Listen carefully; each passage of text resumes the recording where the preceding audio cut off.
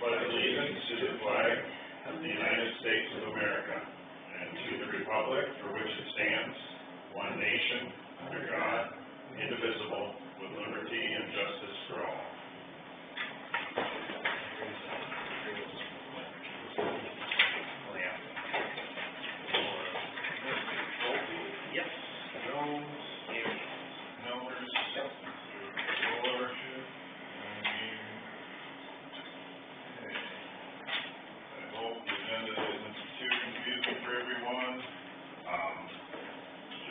Briefly, I sat down and asked our engineer what his thoughts were on the signing the contract that we've extended to him, and I got the impression that he may not be continuing under contract, and I just wanted a handbook.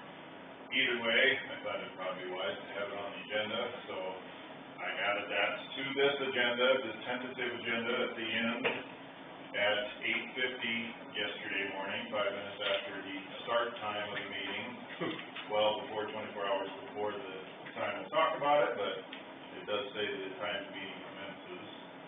So we can either approve the amended agenda with that on it, or I had Barb send it out as a separate special meeting, adjourn this meeting and start a separate meeting. Then that point would have been well in advance of 24 hours. The board can decide which. So probably always are. Yeah.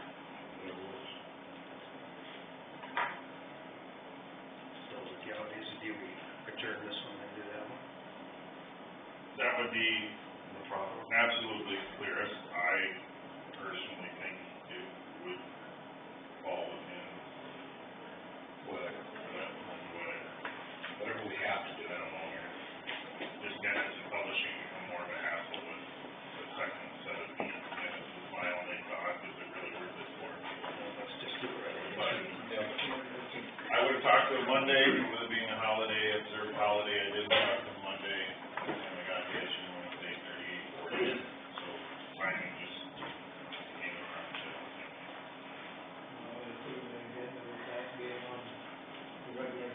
Not the additional agenda. That additional meeting that was noticed would not occur. Okay? Motion by with the amended or the agenda is most recently posted. Second. From Schulte, any further comments or questions? All those in favor of the agenda with that addition and not having the special agenda, then signify with aye. Aye. All those opposed, same sign. We have one agenda, one meeting for today. Here's the minutes from our last meeting.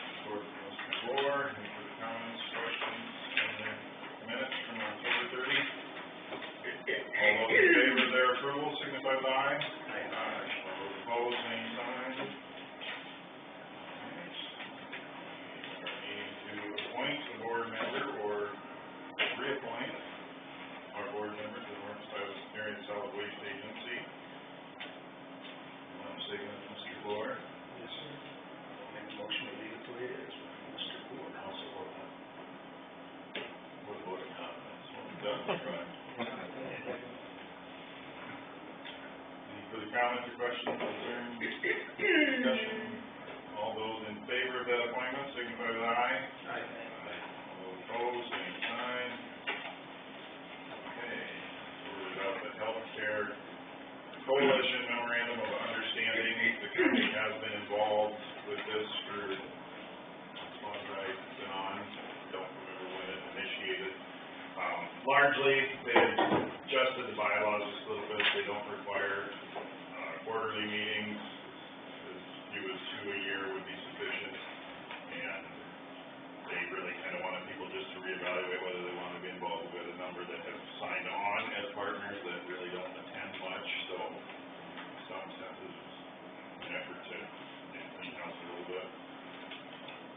had assumed that if we were gonna continue, it just was fine, and that was a mistake, that they wanted everyone to approve him, so. I think with emergency management and the ambulance representative, public health, I don't know that the board's representation on there is vital. We have a interest in say in all of those separate ones, but I certainly am not opposed to continuing to go. I suppose I find it interesting, but I'm not in that realm as much as the other organizations to really speak to what goes on there as often, but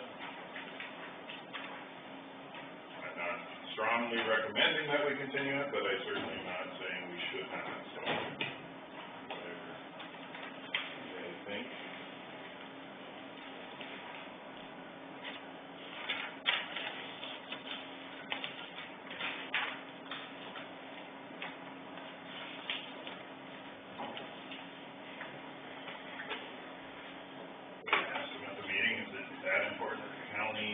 Has representation there, and they said, wow, they seem to indicate it was helpful or wanted to continue. I won't rule out that it's just because if someone asks me dumb questions, it makes them feel better. I don't know.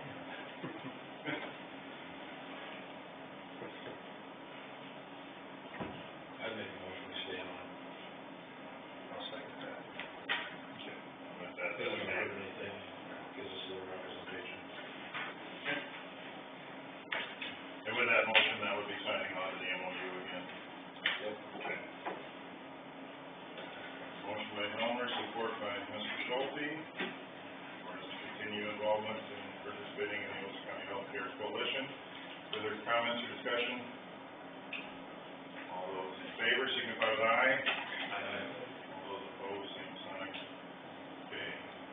At 8:52, my colleagues will go to the department head. I'll start moving around this way. Maintenance man. Well, got a hold of Sir Pro to come out and take care of our water damage, leak, and mold, and got a bit, but he didn't have everything included as far as putting it back together. I made a call with Chris, and he's going to give me a final estimate of the total cost. From the tear down to replacement. So I should have that final total tomorrow, and I'll send it to you guys. Either way, it's gonna have to get done, and he said the earliest they can start could be this Friday, and could take up to a week.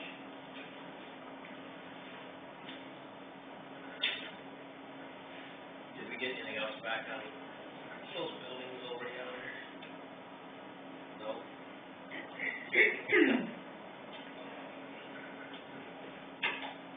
I know we had two guys come up to me and talk to me a little bit about it, and I thought they were gonna come over and deliver the information, but I haven't heard anything.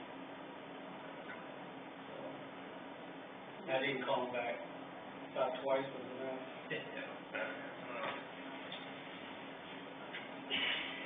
We just do that by word of mouth, or do we actually put it? I talked to them personally. Yeah. Yes. Do we need to put a? I think next time we'll just put on do it in the paper. Yeah.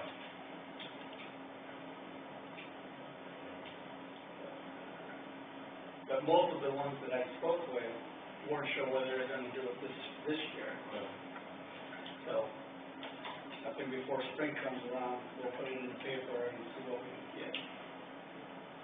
good idea. This is our engineer. Well, winter has been coming, and it scares me.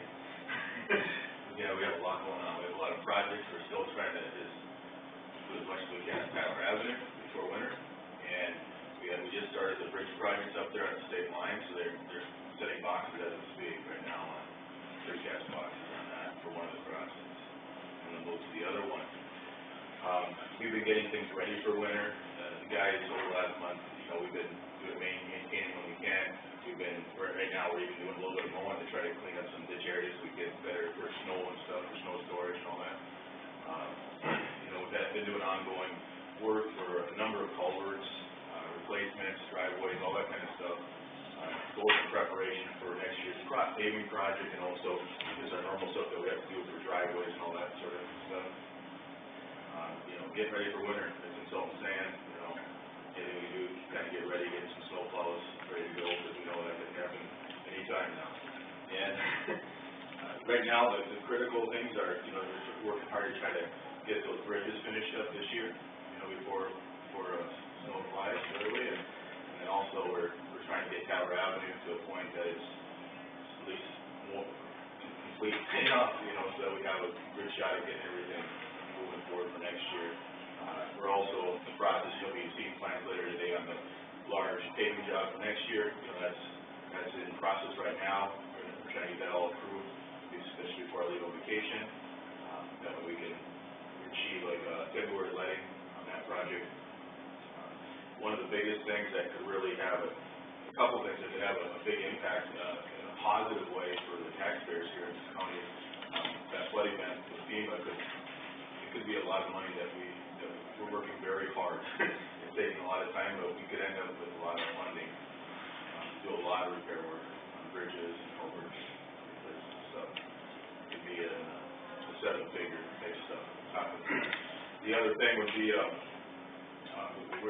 in the process of applying for one of our bridges to get specific funding to replace it. It's the bridge right on the side of town here, going to the city dump. It qualifies. It's on a list. It can be utilized to get special funding for it. So you could almost get a brand new bridge.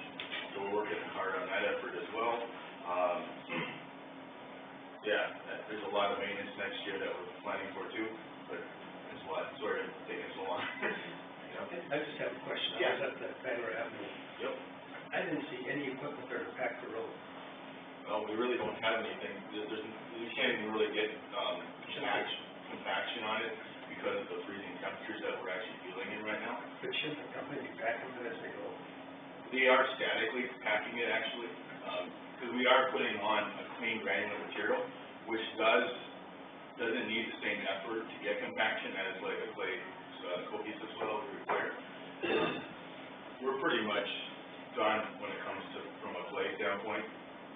We're dealing with winter right now, so we're not in a season to actually get. The only good thing we had is that road was pretty much in place, the embankment, for the majority of it. When you look at the overall project, 95% of it, the embankments are in place. The clay has already been placed, it's already been compacted. The granular material that we're putting on, it's going to sit for a whole winter. So number one, they're getting compaction because it already has a lot of moisture in it. Sand needs moisture to get compaction, but they're driving on it with trucks, with all this equipment, with the dozer, all this stuff, so the clay is on. And just by sitting, by virtue of the static weight of that material, it does self-compact. Will they do that the whole When mile? they fit, With that granular material, will they do that? I was out there too. Will they do that the whole mile? I mean, how deep? It looks fairly deep. it is deep, it's about 19 inches thick, that granular section right now. See, I was told they should compact it about every 6-7 inches. Well, that is a typical thing, especially with cohesive soil, and that would be ideal. The problem is it's just not functional. It's not functional. What will happen is when they come back here in the spring, we'll take density tests on it to make sure that we have it. What you got going for you is that it's sitting all winter long. Mother Nature has a way of doing things too. It's not all, it'll be just fine. That's why you're actually very fortunate that you're using a brand new material. If you were putting that clay on, it would be worthless. It would literally be like, yeah, you're absolutely right. Because of the material you're putting on, it'll be just. Is that Thomas Fit gravel? It's a Thomas Fit gravel, it's clean as a whistle. And in fact, it's so wet too, so that's actually a good thing. The only problem is it starts freezing now because of the really sustained low temperatures that we've had, so. Next spring, it'll come out, we'll take density tests on it. We're not gonna pave on it until we have proof that it's ready to go. They're gonna have to put it to the correct effort prior to getting it to the pavement.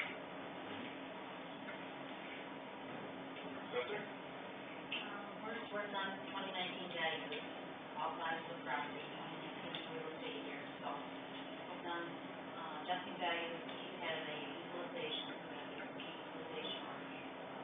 date. On Friday, I'm getting a new computer,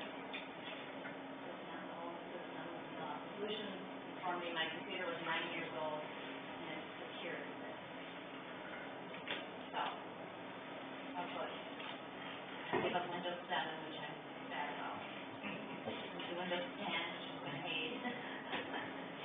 But, Until that was obsolete, then you really like it. That's when you get. you think, yeah, right, well, but it takes that long to get into it. But anyway, so, the computer itself, doesn't have bad, but it's solutions here to get everything to talk to all the other software programs for the issue. So, but anyway, I guess working on our Been busy with driver's license renewals yet, and now we're starting getting with the vehicle registration renewals, which is a big one for us. We're just staying busy.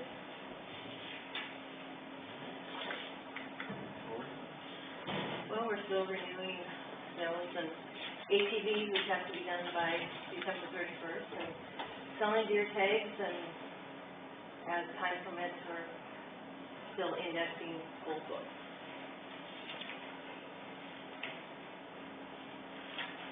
You ready, Mike? Yeah, I'm ready, I think.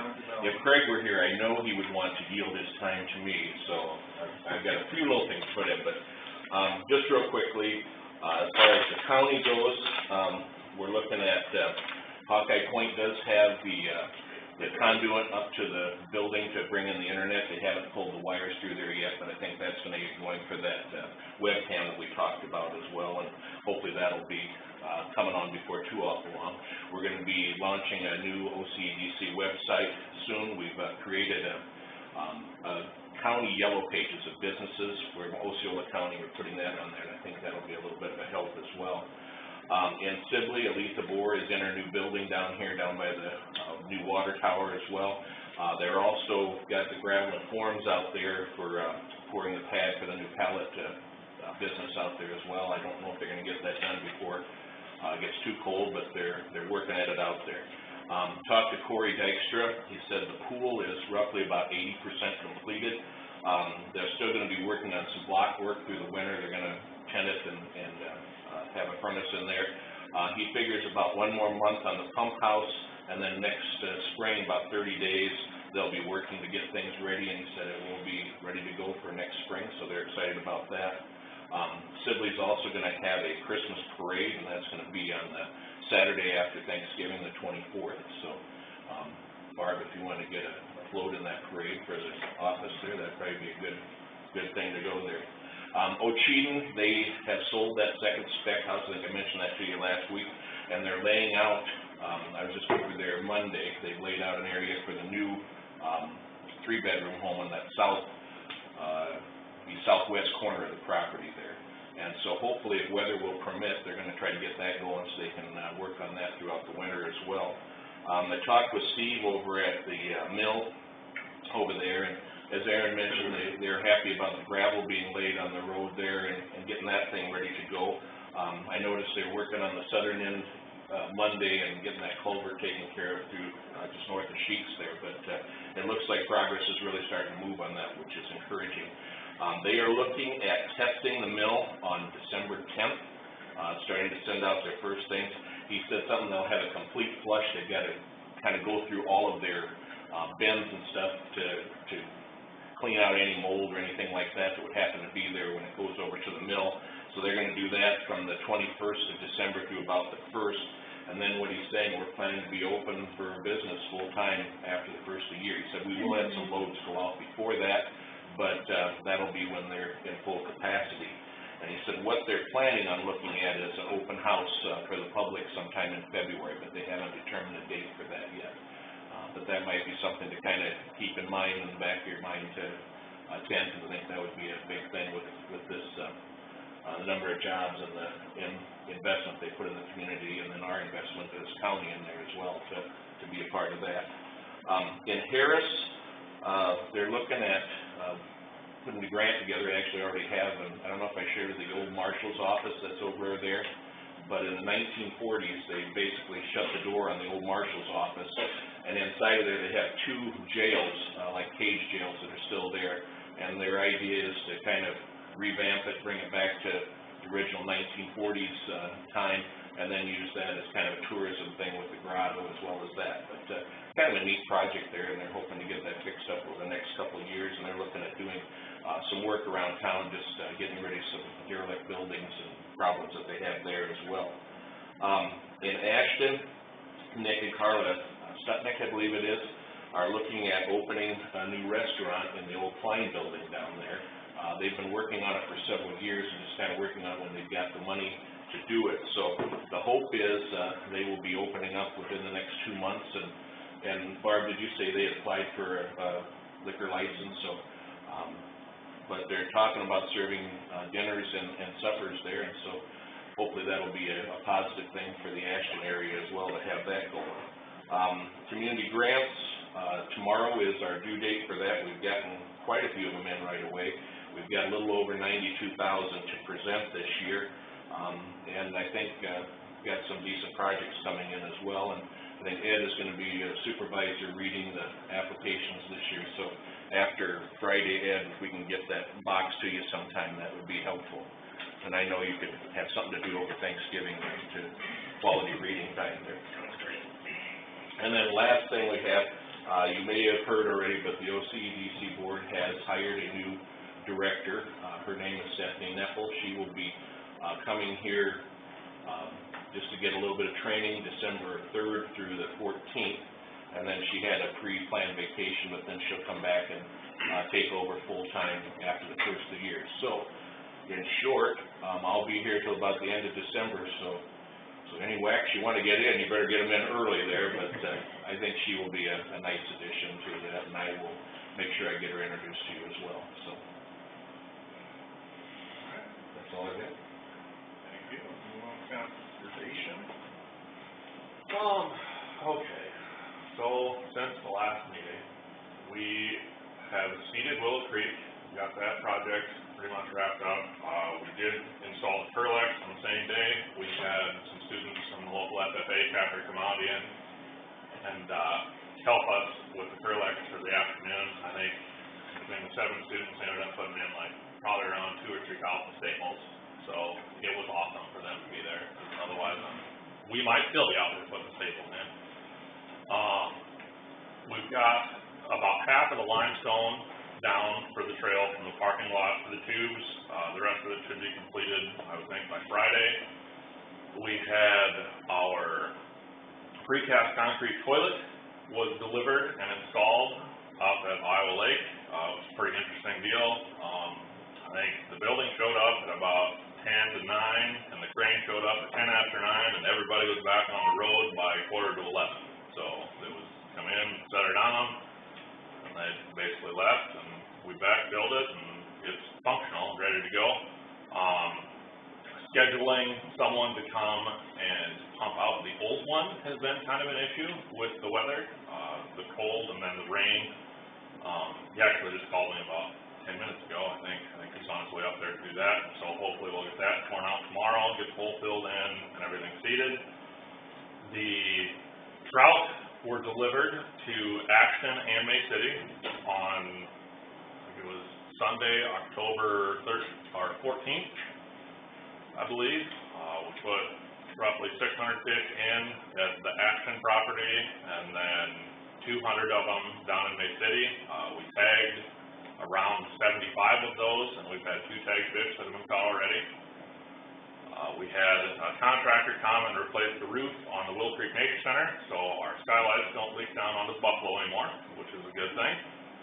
And then, I guess the last thing I would like to talk about, I was approached by the American Legion post in Ocheyedan about a sign. And the signs are roughly 4 foot by 8 foot. It's a banner that's printed. It's got kind of an American flag theme, and it says, "Thanks to our veterans, we're still free." And they would like to see this put up at the Ocheyedan North Y. I've talked to my conservation board about it. They're fine with the install.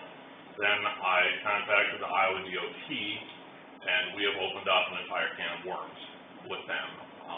They really don't have anything to say about the sign, but they did recommend that because this sign is really an opinion sign by it being placed on conservation board or county property, it becomes an official opinion of the county that we are thanking veterans for still being free. So, I guess I would like to just run that by you guys before I go ahead and install this thing. I wouldn't have a problem. Being the opinion of the county of so much as each representative at this table expressed their vote, and I would let the people let me hear what they have for me to hear based upon that. I can see you doing it. Would have to go on the agenda, hopefully that's the word.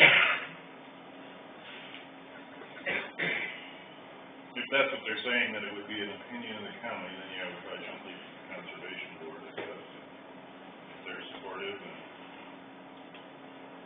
can you wait till we have our next meeting and have it on an agenda, or?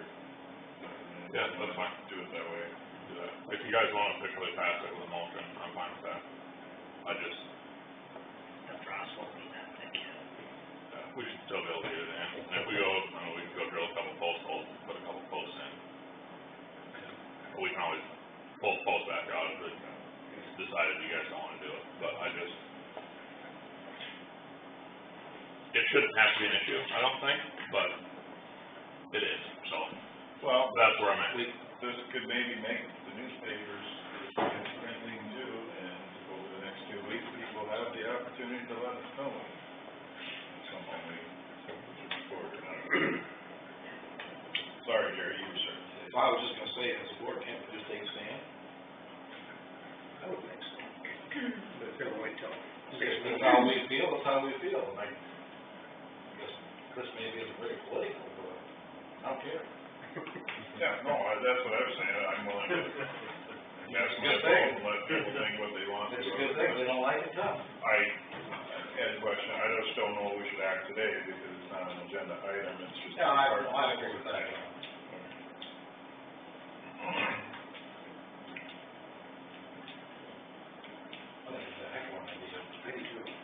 So apparently there are like 17 of these signs that have been put up throughout northwest Iowa, but there's none in Osceola County yet.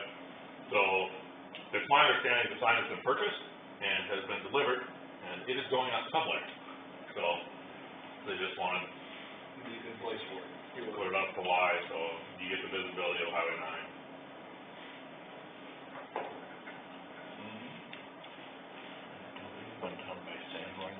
There's one in Sanborn. I think it's the next closest one.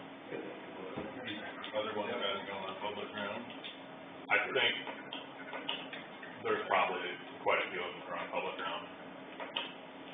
And public property. Like I said, the DOT opened up an entire can of worms that I'm not sure it needed to be opened, but It does, it is. All right. Anything further?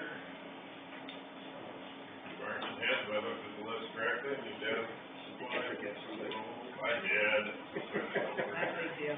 Auditor's office, my I got the apologies. election, as you can see the file here, we've, Thanks, Mike. it's done. It'll be approved today. For sure. I hope so. I have one more. I'm going on vacation next week, so in case of it snow, need somebody that they can run the tractor, blade, remove the snow. Need somebody in town. Unless you get here, but Tractor set up, ready to go. Tractor set up. Got 40 bags of ethanol in the garage too. Jason will be down to do it. Follow the instructions on the board. Might be after you get back. But anyway, so. I did talk to Bob Rhodey, he's gonna check in, make sure everything's working okay here, and he's gonna check the boiler room. He said that nobody's done know when he comes over that he'll jump on the tractor and go when he can. But he won't be here first thing in the morning. Okay.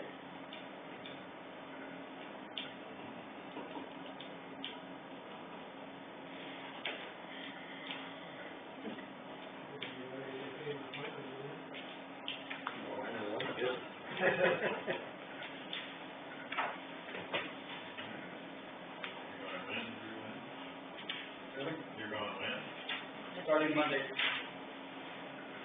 Just for that week. Let's hope not. Wait till you get back. Your head's right in the week there that I'm looking at, so if you think I'm. Oh, I thought you were staring at me for some reason, like, there's something in my teeth here, or I don't know. No, I'm trying to look at the calendar. Okay. You're fine. I'll lean over toward Deb here. Sure you got nothing further in the auditor's office? Why? Gotcha, already. Oh, no. Shortcut. No. Yeah. All right, again, if I'm not mistaken, I believe the other project. Yep. Thank you.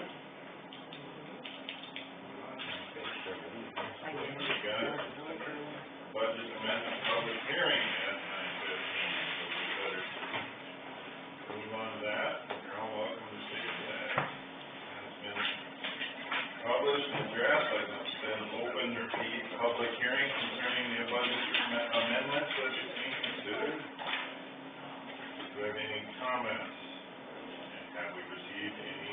I've not received any. You are? Are these civil papers counties? Yes, On our behalf, yes. we serve $7,000 worth of papers. You'd be surprised, yeah. Where are we suing? I don't know, we don't see them. Because usually if you serve papers, the person delivering it. Well, and they may be reimbursed, but we don't see that. So like, if I was gonna serve papers on somebody, Right. I would have to pay the sheriff's office X Right. amount of dollars to have that Right, service. right. So I'm looking at this $7,000 in paper service, how many people does it, how we serve papers to on our book, is that $7,000 that we serve papers on? Wow, Behalf this is actually over and above what we budgeted. I mean, we budgeted more. Yeah, we have it with us, I'm not sure what's in that. I guess thank you very much, appreciate it. I'm confused that people are paying to have these papers served, there shouldn't be any money billed out. But if we're serving those papers, I don't know, why are we paying the sheriff to do that, since it's Well- already county business? I'm confused to Yeah. how you end up with a $7,000 bill for paper service. I'm not aware that we're suing a whole lot of people for No, $7,000 worth of paper service. no. And if anybody else is asking the sheriff to serve somebody papers, they pay him cash money to do that in order to serve the papers. So I'm confused to how we have a $7,000 bill for paper service. So that's a cash transaction. It's more than that, actually. Yeah, through the circuit court, I think they collect the money from the person that is served on, and then that goes back into public safety. I think it's an in and out. I'm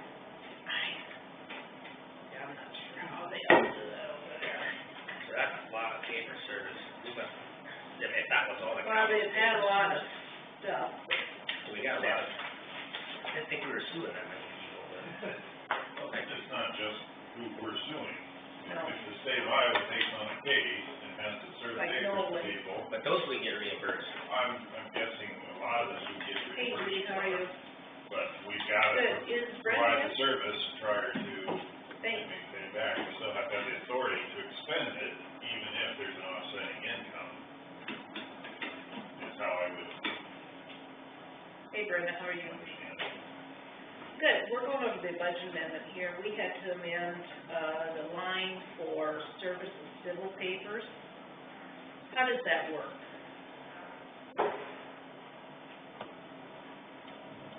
Just a minute, I'm gonna put you on speaker so you can, so everybody can hear it, okay? Okay. hear me? Yep, Okay, you wanna explain? okay, what, civil papers, the line item I use, was I generally call court papers. What they are is when we transport a juvenile, if it's not a juvenile offense, it's a county expense.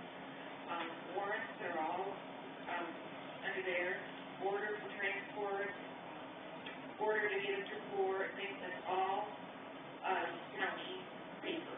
So I do the part like that's where all those fees are coming from. And because of our high, transport, that's why it's really high. Why would transport cost be in civil papers, or? Ed would like to know why transports are included in civil papers.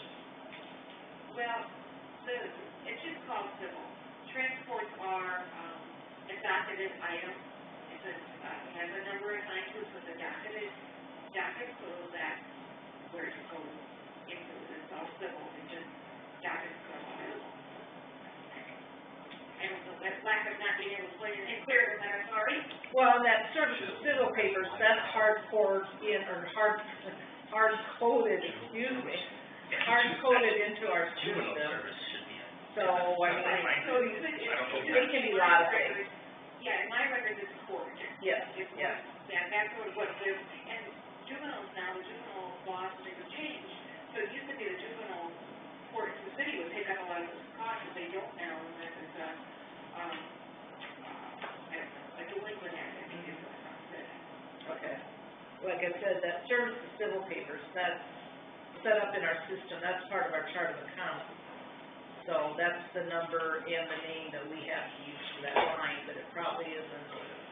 Could we get a printout of everything that's being billed into that line item? Can they get a printout of everything that's been You do, you get the docket number, you get the name of who it was, and On the the- rest of their, on the claim? I'm claiming on the Okay. bill that I give, yeah, Okay. yeah, that's all in there. And so, if you want more information, you can call and get it off of that, because it doesn't break it down to officers' time, and my understanding is it gives you a dollar amount. Okay, So so it gives you the name. do you have a list? Otherwise, you know, we're gonna have to go through every claim. Do you have a list yourself that you keep on file? No, the list I keep, I destroy after I get paid, but you should have it attached to your claim. Yeah, that's it. We've got it, it's just that we're gonna have to go through every claim then. Other than it is probably on our quarterly, there should be tremendous amount, like I think this last quarter was paid out quite a bit, and I think even get there, but, How much of that do we get reimbursed for? Ed would like to know how much we get reimbursed. I don't understand it. The service of civil papers you're speaking of, how many of those are served that they're actually someone else's expense that we eventually get? You have to check with that, I have no, I don't know, I imagine, those like a warrant, the clerk gets that information and she assesses it to the individual, and, you know, that, I don't know how much she gets back, you know, depending what the person is. But we do get that, does come back once they pay, and it doesn't come back to me, it goes back to you. But I don't know, we have to check, I can see into that. Like warrant services aren't discounted. If you have to serve a warrant on somebody, they'll end up having to pay the cost of that service back to the county. So it should cycle out to where there's really no money owed unless it was just what the county served the papers on their behalf. But I can look at that later. Did you happen to hear any of that, or? You know, I just, Okay. Shouldn't that juvenile transportation jump down the line to juvenile service as civil papers or not? no, juveniles, the ones that the juvenile court service will pay, you don't see. I bill that direct, but all these transports that we've had are county expenses. Delinquent children are county expense, not the juvenile court will not pay for that. Juvenile services, excuse me, I'm piecing off the ice now. Juvenile services is just for the lodging. Oh, okay. Civil papers we transport them for juveniles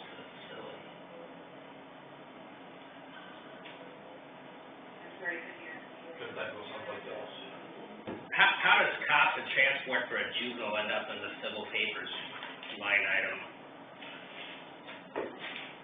Because again, it's got a docket number and that's how our system works, that it's all billed through the civil system, that is actually a court ordered paper. Well, all juvenile expenses are expense. I mean, there's no way we can get around that. But we are responsible for all our juveniles. Yeah, but I'm just saying where that ends up in the line item is confusing. Yeah. Where you have transportation costs in with paper service, that's Yeah. not the same thing. So what you're asking is that juveniles use that bill separate? Well, it would make more sense to have transport costs not considered as service of papers. Well, but that's, again, that's just a term, that's just a word, it's a court ordered paper, and in our system, that's called civil, that's where I get all that information from, and I enter it all in. So, I don't know how you're going to figure that, unless you get another software program. I can bill, if you want me to break out mental health, well, mental health, I bill somewhere else. Yeah. I can bill juvenile, and I can bill, warrant, I can try to, when I go back to bill all separate, so it's broken down better, but if you look on my billing, it says warrant, it says juvenile transport, it'll say order for transport, emergency committal, so I'll go emergency committal again, But emergency committal service papers, whatever. We'll look at that later. Thank you. Thanks, Brenda.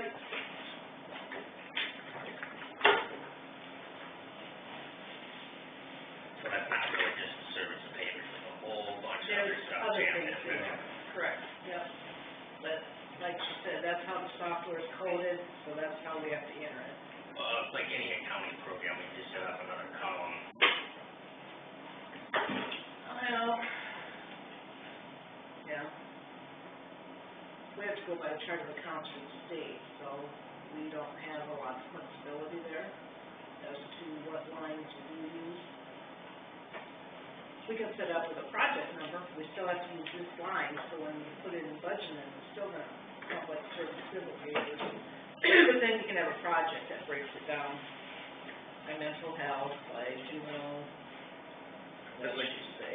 So when you get reimbursed for transport, and you got almost somewhere else for work. No. She brings the money over, and then it is coded into the county. The county gets it as a reimbursement, and the clerk of court also.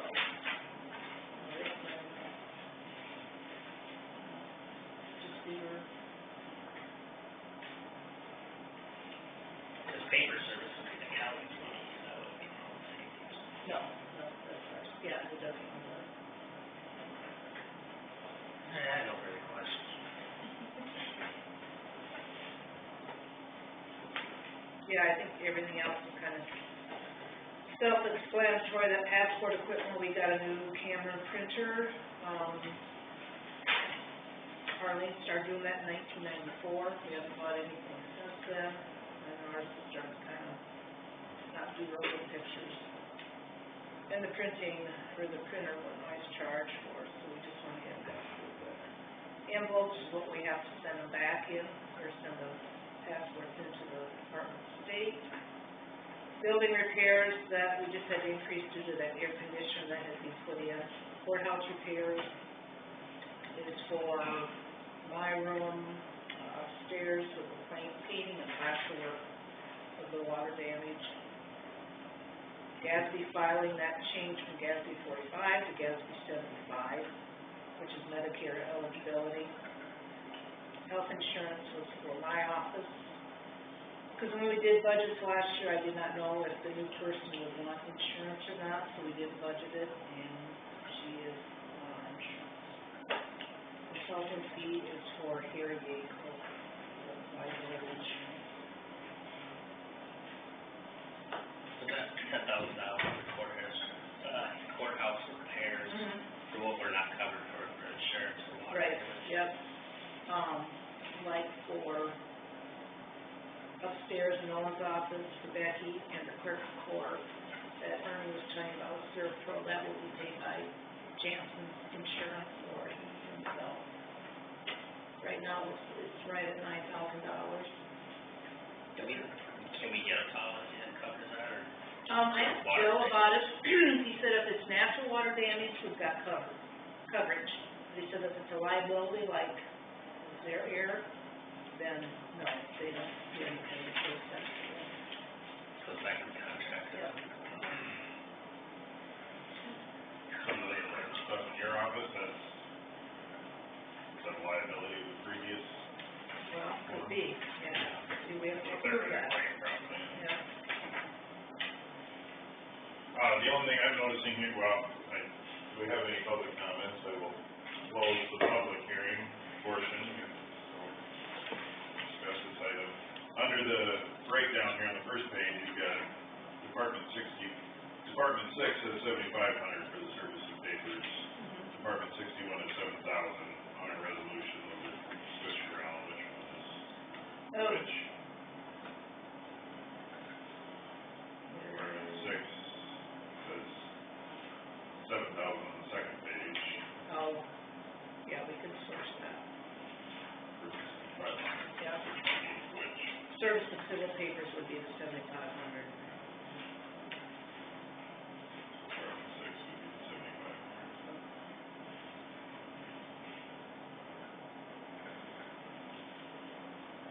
Okay.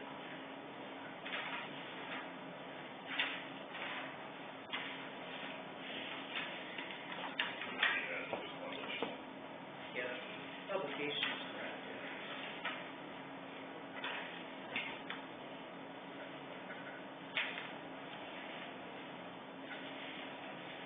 Anything further on the budget amendment? Considering resolution 17, 18.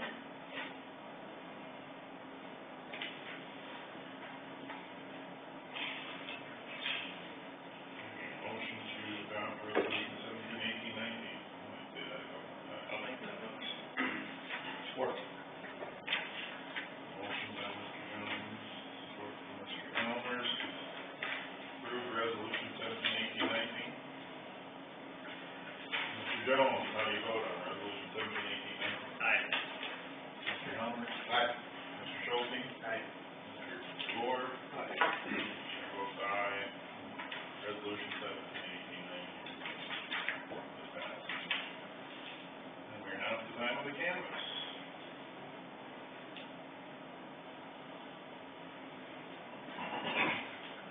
Where do you want to start? This is your pile. These are all the certificates that have to be signed after you look at it, so those can go away. They all have to be signed, so. That's the official canvas. This is the absentee here. These are the precincts. We're at the precinct, or?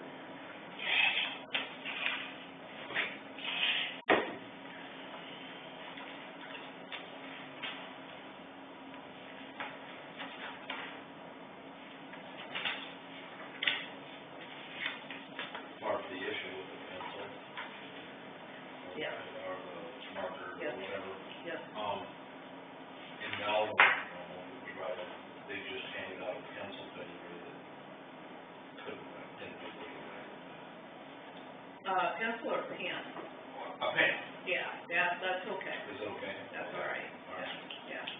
We were just, I Yeah, sent I that know. email out to you guys. Oh, I got a couple calls on it. Yeah, well, I did too, so. They still counted, Yeah, I didn't see an issue and they didn't count. yeah, That was a question somebody had in mind too. yeah, They said they just handed the pen out and yeah, the guy was, Parkinson's. Sure. Right? sure, So, that's understandable. said it seemed okay with me. Yep. Not that I have any say, but No, that's how they did it over there, so. yeah, no, that worked. Yeah, there were no ballots rejected at all. Okay.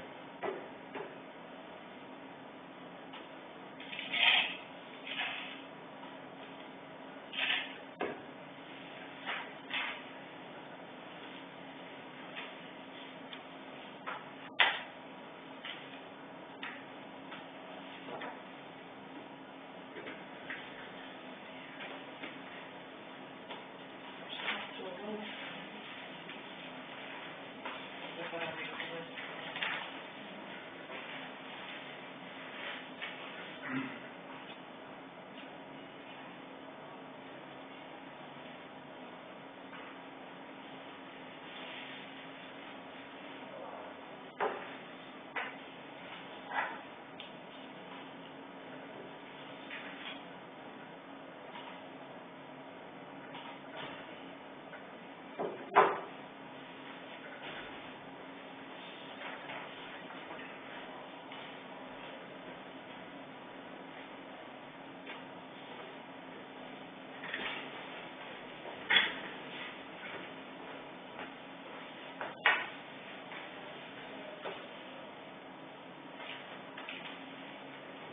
What kind of truck do they have?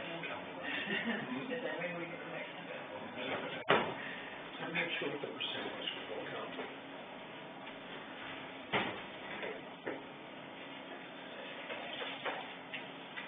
From what I've heard, they want to start working for the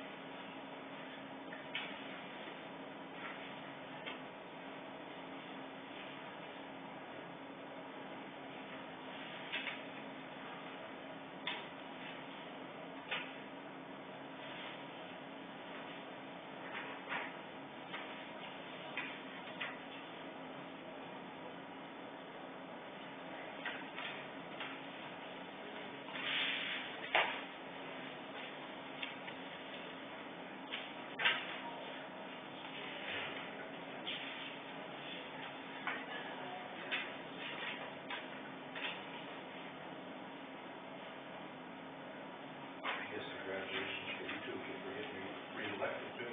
hard fought. No. I had 5 scattered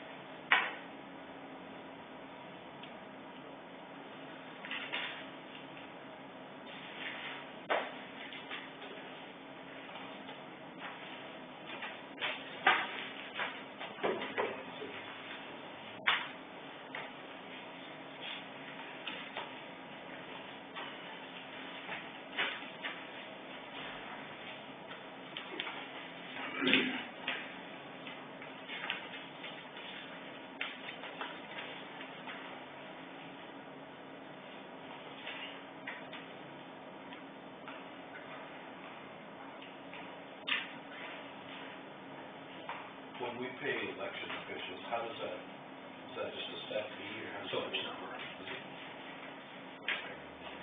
From the city election officials, it was like $10 an hour. Boy, they'd like that. $9. $9. Yep. It used to be 8, wasn't it? Yeah. I get $170. Well, they have training, we have Oh, 2-hour okay. training, then their travel time, and then their, Markers, and then got 200. yeah, What are they gonna train at? huh? We hold the training upstairs in Portland. I'm trying to figure out how you get it, they just sit there for $9. It's tough, but I told Michelle, maybe the next time around, she better ask for the increase for them. That's why I didn't do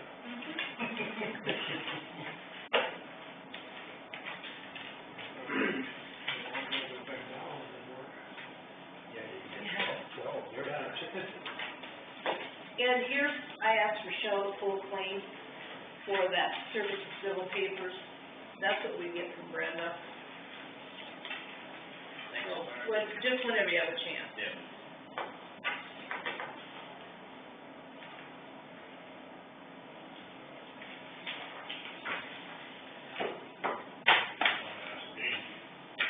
So I asked, really keep tab, whether more or less in-person voting or mailing or.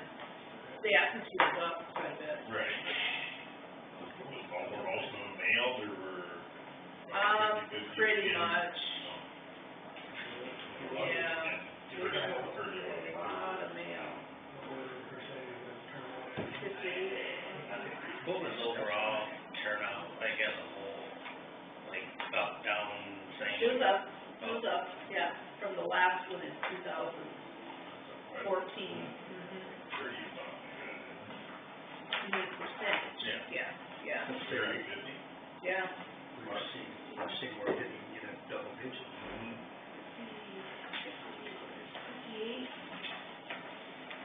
Remember, Sandy, what it was? 58 point something, but I don't remember what the point was, .2 or?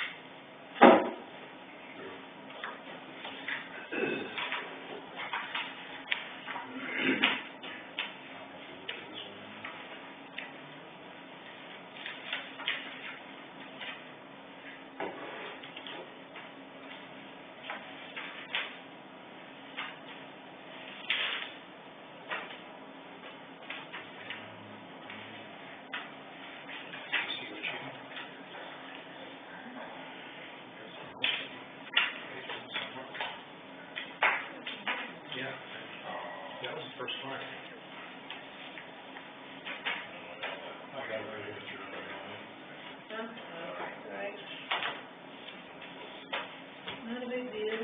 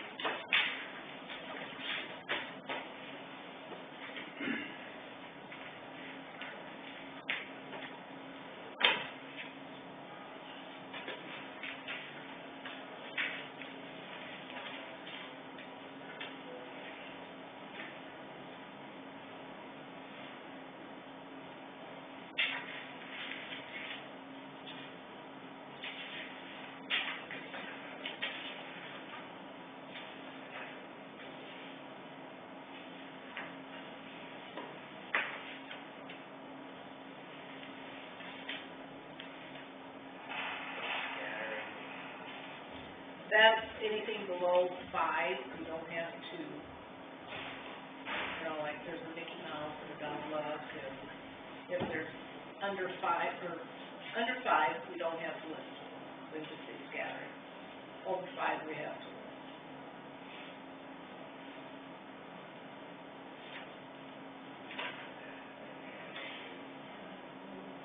How many absentees did you have? What was it, 700 and, Oh, here we go, 727? yep, all right.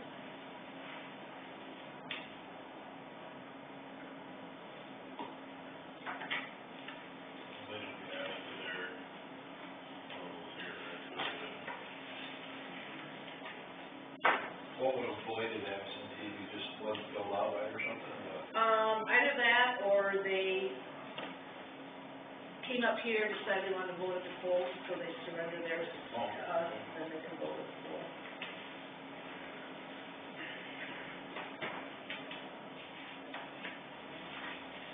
Yeah, have you had that? Any absentee?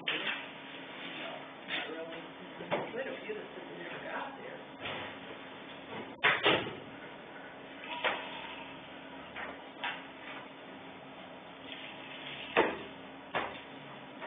There's a new state law that within 3 days of the canvass, the state requires us to hold a, it's called a post-audit election, where the state got to pick which precincts we had to hand count, just to verify that our machine was, so we did ours last Thursday, Ashland was picked, and it came out fine. We did. They do that all the time? Every year, every? This is the first time. Oh. Nope, they will not. They will not. Yep. So we had our 3 absentee people come back in, we had 2 Republicans, 1 Democrat. The governor's race, you just have to be in county, and that's all the others. They came out good, so. Otherwise, you don't hand count, then No, you. no. If there's an issue like, for instance, Florida or whatever, then you do have to hand, is that how they do that, hand count everything? Well, some require that. I don't know, in Iowa, I guess we've never had to do that. No, I know, but I just Yeah. wondering what the I think they do. Last night I was good on grief, that TV. would be a So they had like process. 8 people sitting in a row, and they had boxes sitting in front of them, so I suppose it's probably just for that race. Yeah. Still. It'd be easier to make a mistake and count. Yeah, you almost Good, think it would be. yeah. When we did the post audit, then my office had to count first, then the audit officials did it, mine.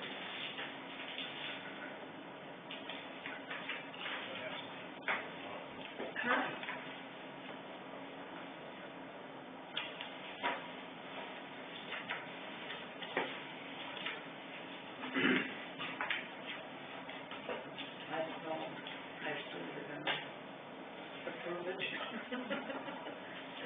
lot of pages here to sign. And these are not supposed to get out of order either, are they? No, they're not, no. Got a question, Jason? Back like you had a question? No, I just remember seeing a sign, and I was curious if they bother voting. Oh.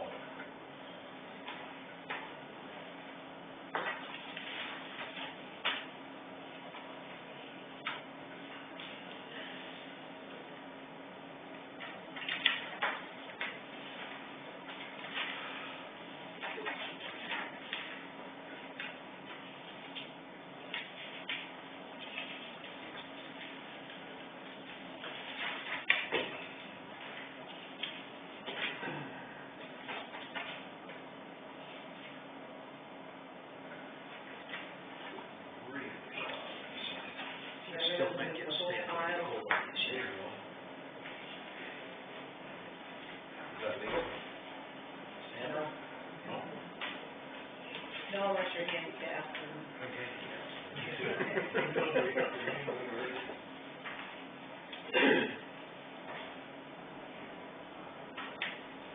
If you look at it, I don't think any of these would be the same. Mine.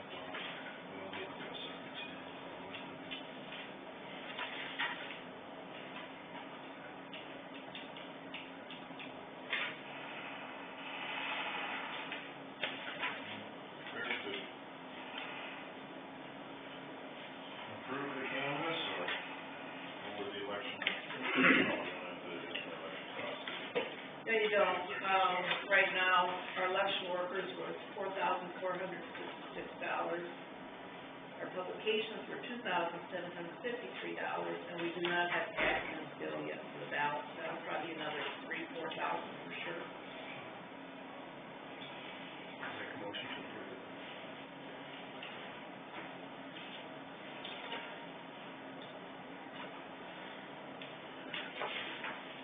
I'll support that.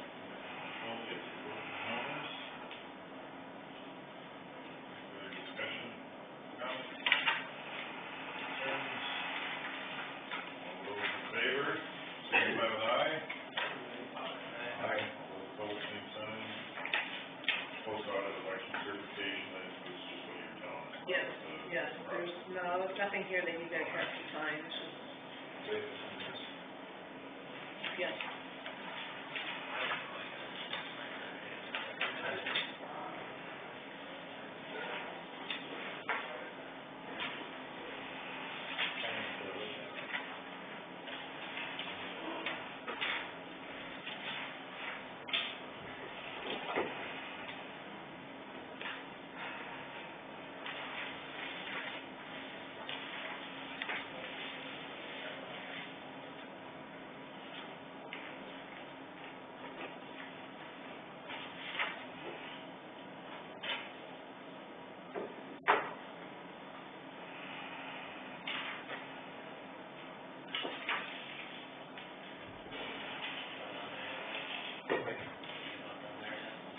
I'm pretty close up. Are we missing a line here? Huh? 4? Is it on the back?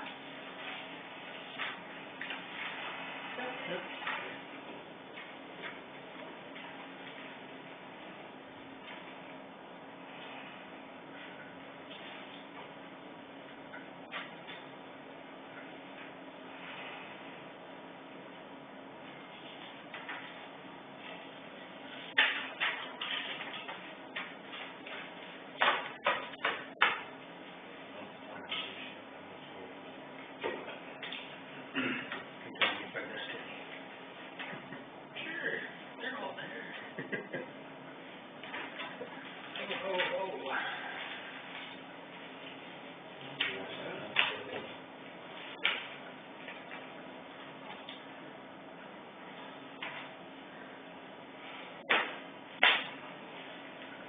Page here we got to sign.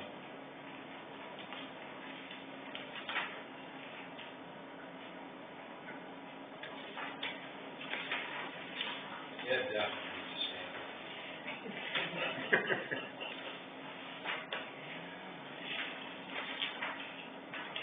Now I can see why you thought I was slow.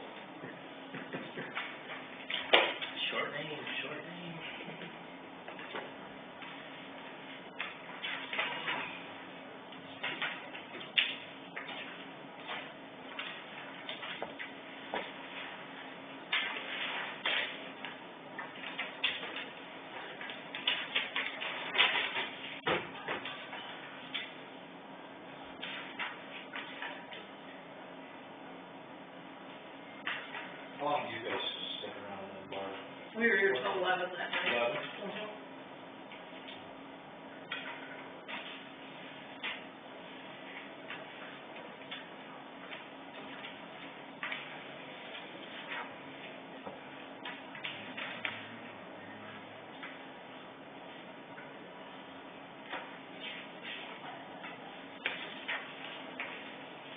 Thanks, Ron.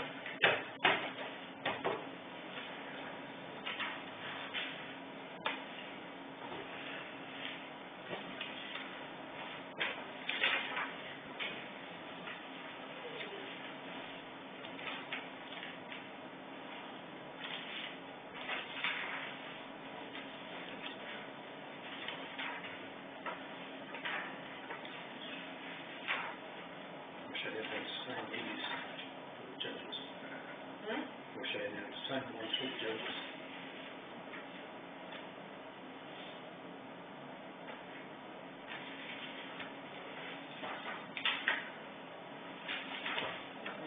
That one on.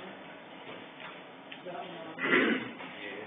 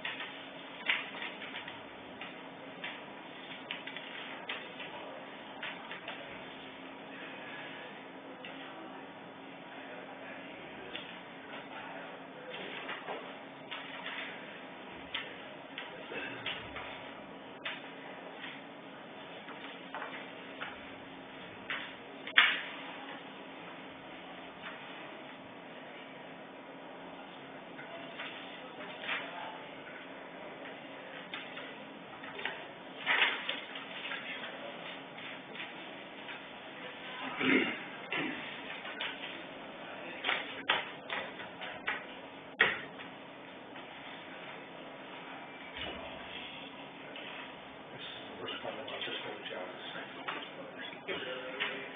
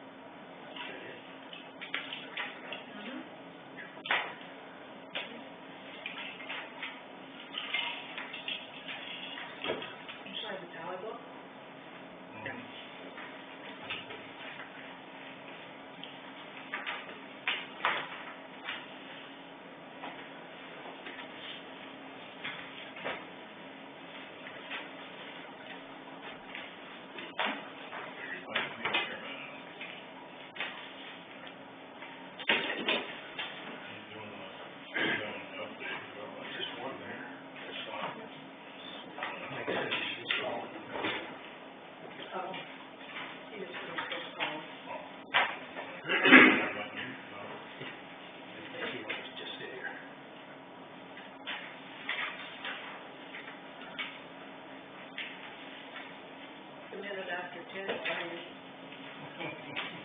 Okay.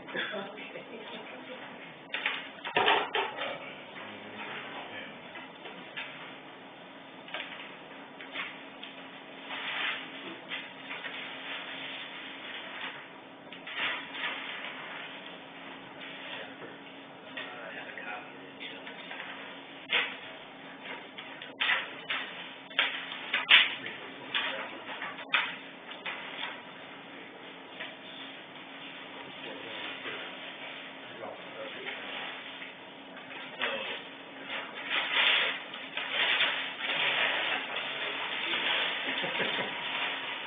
Probably got tangled up in the I didn't see it.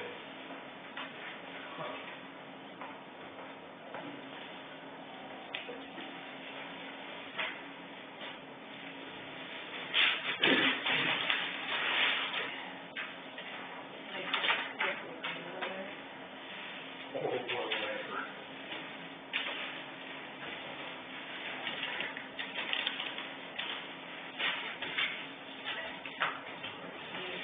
Well, I didn't know if you guys wanted to do that again or not.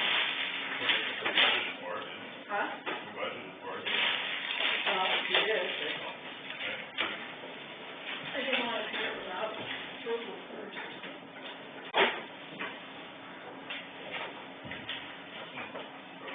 What was it? April.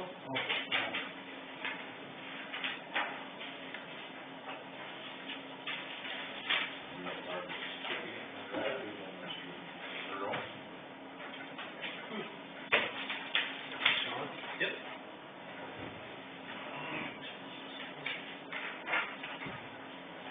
Watch it back on video, see where it was. Well, gentlemen, it's that time of year to kind of check into development agreements. We actually have good news to report. I just kind of handed out this sheet to you here. This is a little summary. I don't think it's anything that we definitely want to have, floating around the community. But Bosma Poultry continues to do a nice job out there. They have 22 full-time employees. They've added 4 new employees this year and have a payroll of over $1.6 million. When you look at their original agreement they made, they were supposed to just come up with one new employee, and that was probably back when they had 18, and their expected payroll was to be at about $1.2 million, so they are exceeding that by quite a bit. Bio-refining, we don't have a lot in that agreement. That was done quite some time ago, but their original estimate was to have 40 new jobs. They currently have 44 full-time employees that pull it down there, and that's up from, I think, a couple from last year, actually. Langstrad Auto is one of the newer ones out there. They just have a half a year or a little bit better reporting there. Our agreement with them basically was just to make sure that they had an auto detailing and repair business out there in the Grau addition. They didn't have anything, but they still put in there. I asked if they would just put in their employees, and currently they have 5 full-time employees and 2 part-time employees. So for the 8 or 9 months they had going, that'd be about a $67,000 payroll. If you estimated it out to a full year, we're looking at about $135,000 in salaries that they would be providing out there. So I think that must have been 6 months to start off with, I'm sorry. JRJ Hospitality, again, their agreement is pretty generic. Basically, we just say they have to be in business out there and running a commercial hotel. They do have 8 employees. I don't have any financial figures on what those employees are paid. It's not one of our higher paying job things in the county.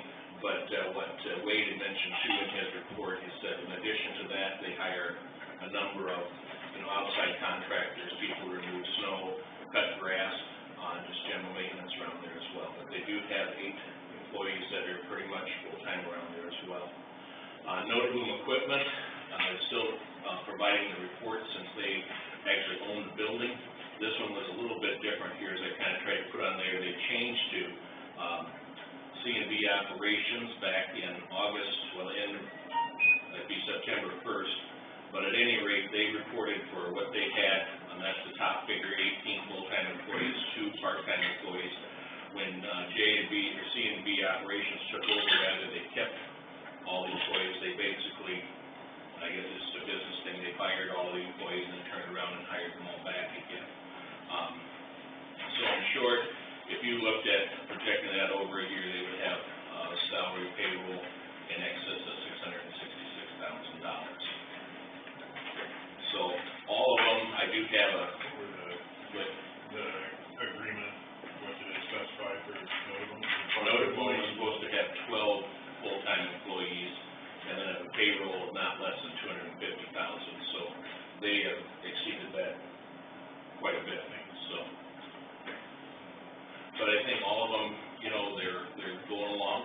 It's always tough. I know the hotel is, you know, they go through ups and downs out there in the cycles when people are there, but they're keeping the doors open. They do, I think, as I mentioned to you last month, they have new management at the hotel right now, but things seem to be going along well. The reports I hear from people that stay there are very, very pleased with the operation that they have. So with that, do you have any questions you'd like to ask of me? So in short, I guess I would certify that each of these businesses have met their reporting requirements for 2018.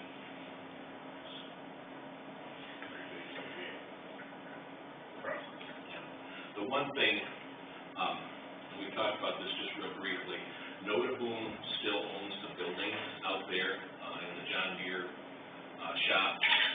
It's kind of odd that C&B Operations is now taking over the business, but from what I'm understanding, they are leasing the buildings, and so Notaboom still has, they pay the property taxes and do that.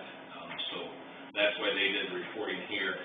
C&B will have their employees' numbers, I'm sure, next time around. We'll have to find a new reporting person. If they should end up selling the facility to C&B Operations, which I think eventually is what's going to happen, I have already mentioned to them that they need to send a representative to this board and, you know, discuss that, and if indeed you want to continue the rebates on that fashion. So.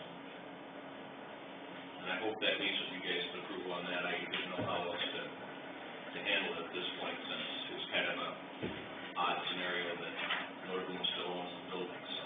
Well, it's a property tax rebate, so to me, Notaboom would still be the one required to make sure it's submitted. If C&B wants to take it on and offer that information, that's great. You know, as long as we're getting, I guess, is what we need. Right. I don't know that I would tend to, pardon the word, but hound C&B to make sure it's done. I think it still relies on whoever pays the taxes to do the rebate. Right. And I don't know if Notaboom's is turning over that rebate to C&B. I guess that's none of our business anyway, but at this point, that's kind of where it sits. A year from now, we may have to revisit this again and see what they can do. But no, in short, I guess I'm very pleased with how the business operations are going. And as you know, with the ag economy the way it is right now, it's encouraging to see that these businesses are hanging on as well as they are. If you're approaching an exit, your next thing to say is, look at all I've accomplished in my time here. I would never say that. Actually, you guys have you know, been very proactive. There have been a lot of things that have gone on, and sometimes we don't see the forest for the trees because we're working on the next issue or problem that's come up, but you guys have been a part of a lot of growth over the last 5-6 years here, so. And I think kind of hopefully our biggest achievement is going to be the mill operation. I just think when that's in full operation with a number of jobs, and I know this is a little off topic, but talking with some of the city council members over in Cheatham, and Ed, and you probably chatted with a few of them too, but they're very encouraged with the mill coming in. It's given the city kind of a spark of life once again. They're feeling that's part of the reason these houses are actually starting to sell over there, and there's more interest in those. And Arlen was even saying too that, you know, there's a lot of talk, let's start, you know, as things move on, go through the town, start getting rid of some of these properties that, you know, are not livable RV anymore and start putting up some new things in those spots. So, that's something we haven't heard for a while, and I think a lot of it is just the mill activity and the enthusiasm for that there. Well, That's sound about right. there's not much for sale, I'm seeing housewives right now, and I got a lot of people looking, but there just isn't anything available. Yeah. So, I guess Sale or rent, is really, Say what? sale and rent, aren't they, lacking in rental property? Oh, no, there's nothing to rent really either. And some of the houses, if they would've had a little care and maintenance, I think would have been usable, but so many of them just been let go, that I don't know if they're salvageable, some of them at this point, and that's kind of what the city council's been indicating as well. Is there any, I was asked, went to Ashland's council meeting the other night, is there any help from any place to full removal of them, of those houses? I said I didn't know of anything about it. The only thing they've got is it's a derelict building, fund, but to be honest with you, Jerry, we have to go through and do all the state inspections for dispensaries and all that. And, yeah, we did one in Melbourne a couple of years before we came on board, that one just to the west of town. And that got to be more of a hassle, to go through and do all of the state required stuff than it would have been if some kid would have just gone by from that. I shouldn't say that, but it disappeared in another way, let's put it that way. That was a concern, I went to Ashland City Council, and that was a concern that they got, same deal. They don't know how to, who's gonna pay for getting rid of it, you know? I would, maybe direct them over and have them talk to the guys over in Hartley. We average a couple, maybe 2 houses a year they tear down over there. How they just lost me. Same, when you get notice, the attorney files who take possession of the house in the city's name, the city ends up tearing it down. That was, their issue was money. Yeah. That was their issue. I don't know where they can, you have to ask certain, but they get more money to tear those down, but we have a lot of open lots that used to have derelict homes. There are some grants through Northwest Iowa Planning and Development Commission out of Spencer, but every time we've looked into them, the bigger cities sock up all that money by the time you can get to a little one. There's some money. Is that available for tearing houses down? It depends on when the grant comes in and if that's what they say it's gonna do. There's not much money there, to be honest with you. Yeah, Osceola had some money left over. Yeah, and we had talked at that one time, wasn't that, I just got into that conversation, but wasn't that you were supposed to fix up Yeah. housing? Yeah. The money is more for fixed up than it is here. And I don't know if you, Well, that's my question, that's what I thought. and I don't know if you can tear it down with that, but, some of those folks over there might be worth having a conversation. I know Harris is looking at the same thing, they've got a boatload of buildings that they need to take care of, and I think they're gonna try to take a few of them as time permits, but they don't have any money in the budget for that either. Something I didn't realize that can be used for septic systems. That's one of those I would find. I didn't realize until just a couple months ago. Yeah, and they're actually a real good asset to our community. It might be worth talking to Harold Dawson, the city attorney for Hartley, and he's taking care of one of the houses that their acquisition right Well, now, that was, tear it down. just came up at the meeting and they asked me if the county had any. I said, no, not really. I said, You know, and the sad part, when it gets into the municipality like that, they have to jump through all these hoops. And even town the size of Harris, you can't believe the hoops that they have to jump through. Just on Main Street, they've got 3 buildings they'd like to tear down, and they're hazardous, but, they've got to go through all these asbestos, checks and all the things there, and it just, it's pretty unbelievable. It's ridiculous what they get for that asbestos check. Yeah. yeah, you say, I don't want to say it, but tossing a match would probably be the simplest. The fire department would be controlled burn, right? Yeah. Well, that would be tougher and tougher. There's something they can do too. Yeah, we Melvin quit, we just, it was back to too many hoops to jump through. Well, then you've got to have all the different insurance to cover it. If it's inside city limits, it's altogether different than if it's on a farm. And like, if you get a grant from like the DNR to tear down like one of those downtown buildings, you gotta sort out the brick from gutter and all this stuff, it's gotta go to different places. And you've got to prove you took it there too. And unfortunately, by the time you're done, it costs you more than if you just knock her down and haul it into a farm pit somewhere. Exactly. I didn't say that out loud. I'm sure that's not being recorded in the media, so.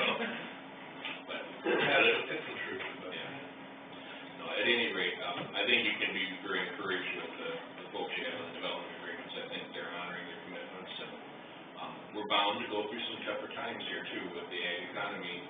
So, you need to be looking at that, so the salaries may dip a little bit in some of these, but at least the businesses are active. The John Deere dealership has become more of a regional center, right now, and I talked to guys out there, they're not selling any new machinery, we don't know that pretty much, but their repair business is keeping it going right now, in the parts business, and if you bought any parts, you know why, that's, keep it going there, so. So, anything else you would like of me, or?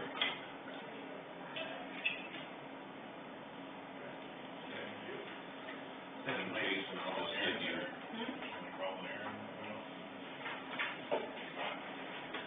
This is just, there's just something outstanding through the years. Barb, maybe I'll just give you a copy of this too, it's just kind of summary. Well, okay. So, there's not anything that has to be there, but this gives you.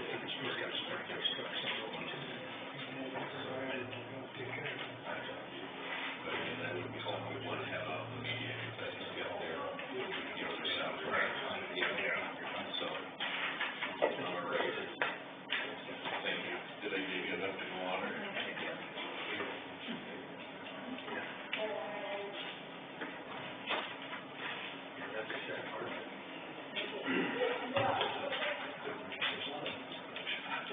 Chad, do you want to talk to Dover? Okay.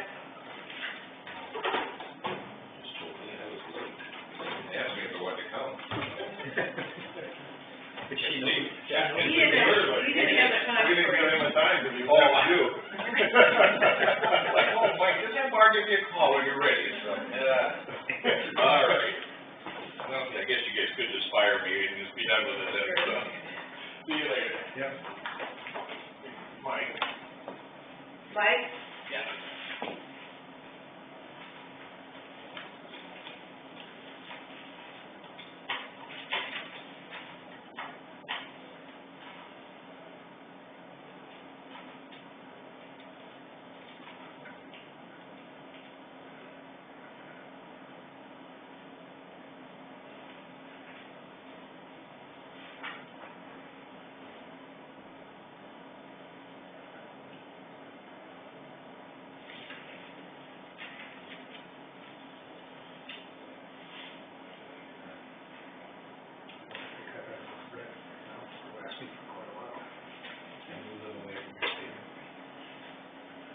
Who was the staff in there, what they did?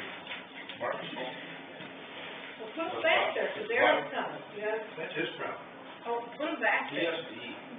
Yeah. We'll slide it to the side. She has a bunch of people usually. They just gotta sit there and smell it.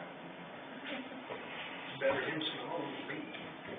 What's your mailing address, Leroy, for this Northwest Iowa Solid Waste? 5181, 170th?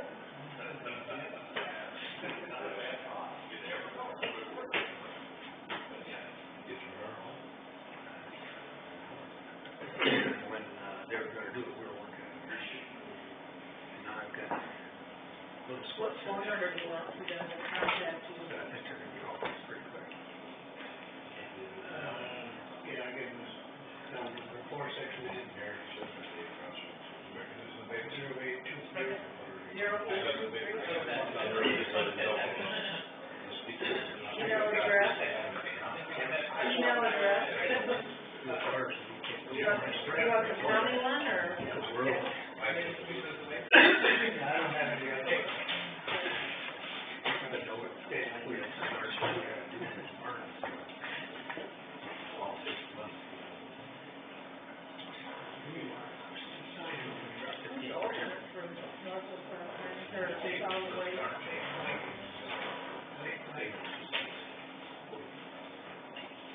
You're the alternate for this one. I know.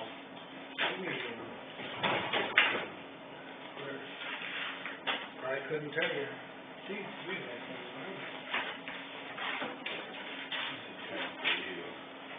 Okay. I've never found anything, So, I got copies of the agreement too in the plans. no, I'm not. You're not? No.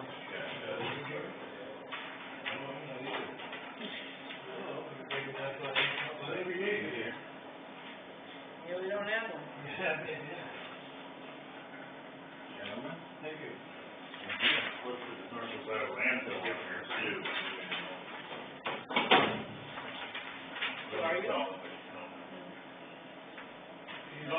We don't have think we have one. one. We don't have it. Maybe add it, maybe add it. No. No, I don't see it on any.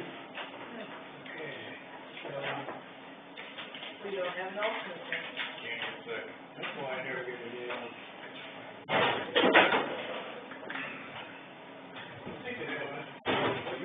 I don't see it on there. You're so regular, you don't need one. Bicycle secondary roads 5-year program? Yeah.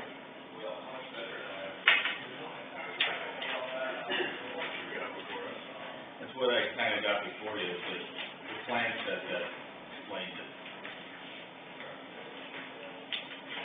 Okay, well, everybody ready to talk about it, or? Yep.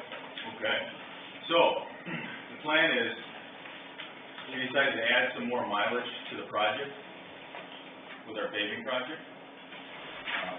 One of the key roads that was included was County Road 848, there between, basically that Melvin Road, from L58 to M18. So those 4 miles were added to our program, that's what I'm trying to do right now. That road shot. Yeah, the road is shot. You know, I'll be quite honest with you, there's a lot of roads that are not in the best condition. You know, if we had really high traffic volumes, I just have one question. yeah, With all of this going on, how much money is there? involved with that, it's over $5 million. It's gonna be over $5 How much million. money do you have? Over $5 million. It's gonna take our farm to market funding, it's gonna take one thing that's going on right now, which is good for us, is crude oil has been taking a pretty good sized plunge. Yeah. So I'm kind of watching that right now. I mean, if things all go right, it should work out. But I'll be honest with you, there is a chance we may have to reject the bids and scale it back, because if we don't get good pricing, it could affect the overall cost. And the other thing I see is Main Street of cheating.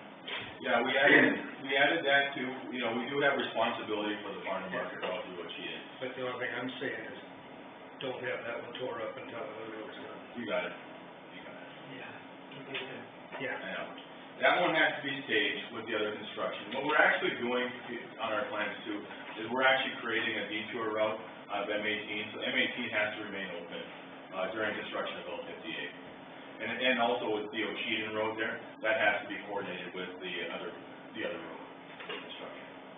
So, the nice thing about that is it'll go very quick. I mean, they're coming there, mill and place asphalt like very quickly. It won't really completely shut things down. Which one are you adding now, Aaron? Which one are you adding? I'm adding 4 miles of County Road 848 between L58 and M18. The road that's shot, it's a really precious, okay? And what I was explaining there too is, one of the good things that Osceola County has going for it is we don't have high traffic. If we had high traffic volumes, to be quite honest, that road needs to be reconstructed. I mean, and to be honest, the cost of that would be substantial. You know, we'd be talking about something that would be on the order of like $2+ million, you know, just to reconstruct that road. How does it work? This is kind of off the subject a little bit, but I was at Melvin City Council meeting. Yeah. They're thinking about redoing some roads in town. Can they, I know we can't pay, can they pick up on a lower cost? Yes. If they can get them to, you know what I'm saying? They could definitely start talking to our contractor once we have a bid, and they might get something done. Okay. It's possible. Don't guarantee it, because No, I know that, but they're gonna prioritize this project, Yeah. and sometimes they might say, no, you know what I mean? But they'll definitely have an opportunity, because they'll have a big asphalt cement plant, portable plant set up there or something. They wondered if it was a possibility, and so we have to talk to the contractor. There is, and he's right, you're right, it's not to talk to the contractor, but it can be coordinated through me, because I could definitely negotiate on their behalf. I'll pass that along, thank happy to do so. Obviously, anybody that can benefit off this should try to. So and that's why I even mentioned it to the city of Waukegan when we were at their meeting. I said, hey, we're gonna have a big project, you might have an opportunity if you wanna talk about So that. that's all I told them, I can't guarantee anything, but I haven't Can't. talked to them, I said. I have a contract, so I have to stick by my contract, I said, we can negotiate, we might be able to negotiate something, because we'll probably end up getting very competitive pricing on this job. It's very possible that pretty much most of the big asphalt contractors in this whole state will actually be looking at this job, because there's so much mix that's going in here, that we might really capitalize on this. I think that 4 miles is smart. You know, I'll be honest, if we don't do it now, we're never gonna do it. That's I mean, we won't, if that road is gravel, it will be a gravel road, okay? And that's just the way it's gonna be, because, you know, and like I just said, if it wasn't for traffic volumes, my professional opinion would be that road's shot. I would agree. If you go look at like normal design standards and how we do this, it says reconstruct, like complete full depth reclamation, grind everything up and repave it like with 4 or 5 inches of asphalt, and then start again. I mean, it would be something that significant, and that would cost a lot of money. In fact, we can't afford it, I'll be quite frank, we can't afford it, and it would be no way. The only thing we got going for us, we got low traffic volumes. I think with our seal coating program that we got going, we could potentially get the county taxpayer out of the red and actually be able to provide certain level of service that would be acceptable and hopefully not lose the paved road. I'm worried about it. One of my biggest worries is that we're gonna lose some of these paved roads because we don't have the money for it. I'm fighting the battle very hard on that front. So how far down the road is A34? 834 is definitely gonna be down the road too. The worst stretch is gonna be over south of Sibley here, up near Ashton. I mean, that stretch is really old. I'm putting a seal coat on that just to buy some time. I'm gonna pursue funding for our swap funding for a project to take care of that, maybe some stuff around here Sibley as well. So that'll be the next project. I would anticipate that being a good 4+ years out, so we're gonna have to save up our farm to market account and then get some federal aid, well, not federal aid, it'll actually swap funds, and then we can do another project in about 4 years, 4 or 5 years. I had some people in Waukegan tell me that next time you do any road work at harvest time, do it the western side of the county.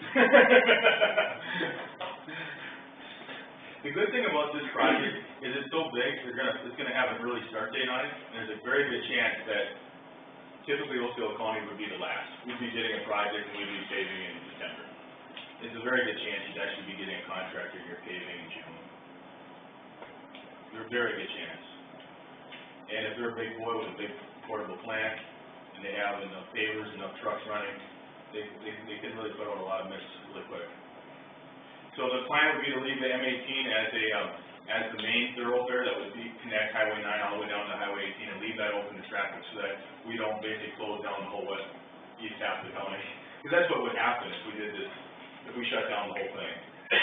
You know, we'd have to detour 59 and go all the way over to Dixie County, and they're doing a paving project too. So it'd be significant. So M18 needs to remain open until they complete L58. A22 and A48 can be done in either time. I also want to probably post roads when we get to it, the point of construction.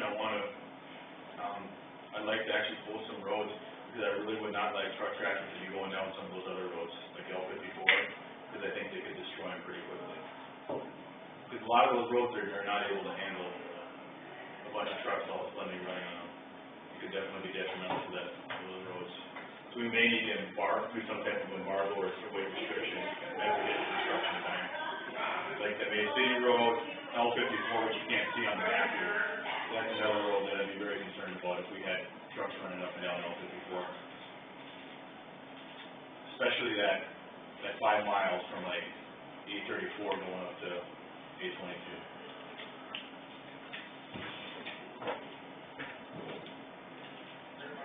So M18 will be the designated truck route, when L58 is open, L58 will be the designated truck route. That the Cheatham project hopefully is finished too by then, so we don't have to be going through town.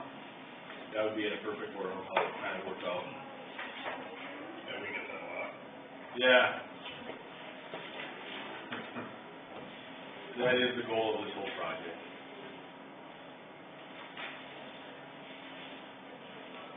On the modification of my 5-year program. I'm actually estimating intentionally at the low side, because I don't wanna put out high numbers to the contractor if it does boilerplating. I did do a budget analysis. It's gonna basically wipe out all of our borrow ahead on FM funding, part of market funding. It'll take us about 4 years to build back up our pocket. We have a huge, we didn't have a big account again.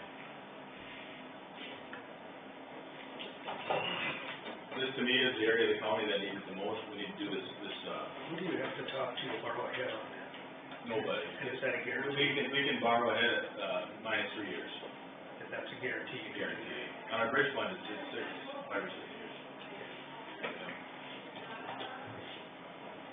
It can even be a little bit more in certain conditions. It can even go up to 5, minus 5. That's an account that fluctuates like this. It's not debt. I mean, this isn't our money. It's just that all the counties share this huge pot and they can Yeah, I go understand that. swing back and forth basically. But I guess my question is, what if all the counties wanted to do the same thing? There would be a change in the pot for that. Yeah, you're right. We don't have that problem to fund right now. Because they would, if it became, they fund it so that they actually have that capability, I think. So if anything, there's actually a surplus to utilize. They would stop us if we could. So far, they haven't stopped us. That's why I was wondering if you had already had the money guaranteed that we could get it. You're getting 1.23, over $1 million. Yeah, because that was from 2 years ago. From a few years ago, we moved it back, we got it a year early, we were supposed to get it next year, we got it this year. So we're getting to spend those funds a year ahead of time, which hopefully helps from an inflationary standpoint too. It might be 10% more valuable than it is next year.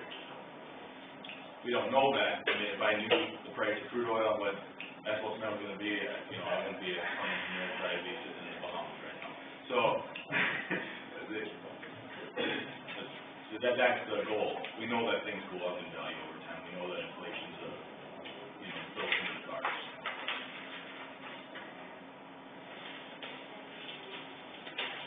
This is the approved federal aid swap project. What did you have for the 5-year program to provide senior girls back?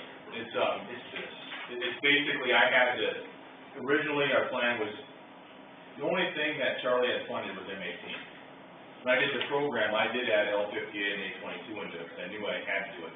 Now, as I look at my funding, I think I can accommodate A48, I'm hoping, and I think I can accommodate Truman Avenue too, through Cheatham. And that's why this is being added in. Because I know that this is the only time we'll have an opportunity to do it, before we have a paving job going on. Very good. Does that resolution need a copy of that? I just gave her one. We had problems with the computer thing, so I just happened to get this together this morning. I had to work with the service bureau to get it corrected. Approve a resolution for the provisions of the 5-year program. Yeah, there's basically a couple key things we're doing. We're approving the resolution for modifying the 5-year, revising the 5-year program, which the reason is because we're changing the scope of the project, we're adding some mileage into the project. And then we're approving this agreement in the plan, the final plan, because if we get that all going, we're on track for the February letting.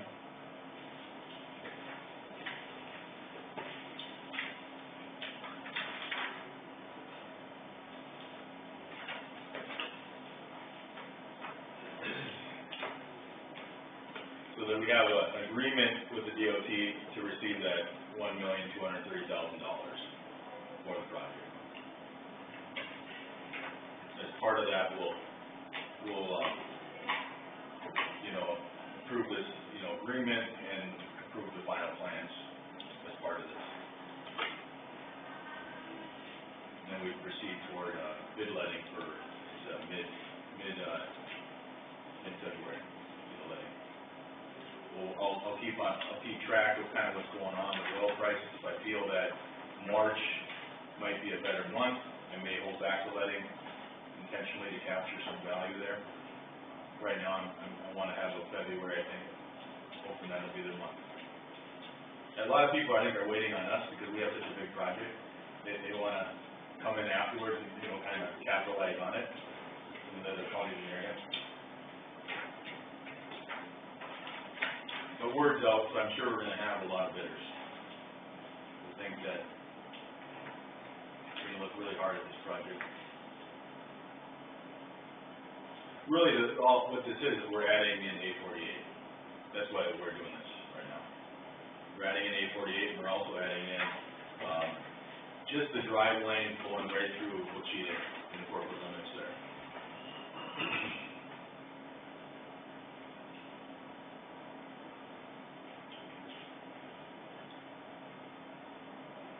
I'll make a motion to adjust the five-year plan. Got a resolution to revise the five-year program, motion on resolution 18, 19.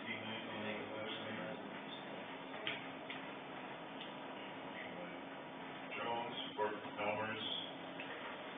Does this include approving the federal aid swap project, or is that? We can make a separate action to approve that swap agreement and approve the plans. I go with them, the final plans for submittal to the DOT. Mr. Jones, your vote on the revising the secondary road five-year program resolution. Mr. Helmers. Aye. Mr. Schulte. Aye. Mr. Ford. Aye. Vote aye. Okay. Swap project agreement. Next action would be to approve the funding agreement with the DOT, agreement for, how do I have it on the thing too? Federal aid swap Yeah. project agreement. Approved federal aid swap agreement. The only thing that kind of goes along with this is in final plans for submittal to the DOT. And it's that same project number, it's all the same.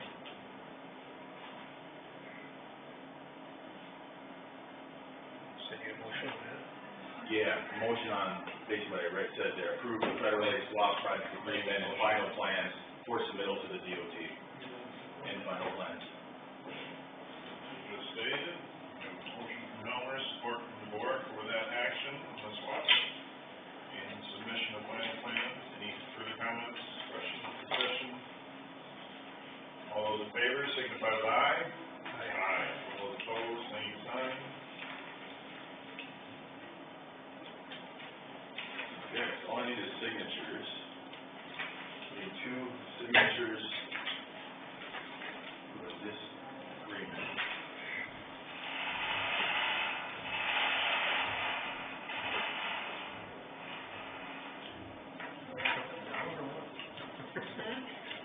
There we go, Mr. Senior. We're not brawling up there. When you swing those doors up there, make sure. I'm missing like 2 of those in case something happens more. We need 2 of the other one though, because one, they have to both go back for signatures to the DOT.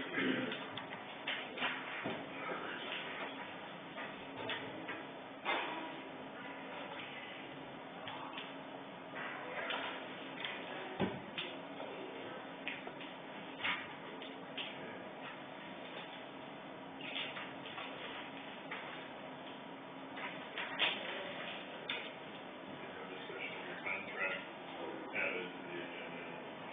Stick around for that. Sure, that's fine. But I don't think it takes too long. You wanna do it at 11 or now? We did not utilize a special separate meeting, we just added it as. Oh, okay. Question. Did you ever get that 2080 done with Wachita? No, it still has, we don't have an agreement that's been proposed yet, formal agreement. We have a draft of things that we've gone over, that's gonna look a lot like the DOT or what other counties do. Or say, could you just mirror that, or? That's what we're gonna do. That's what we're gonna do.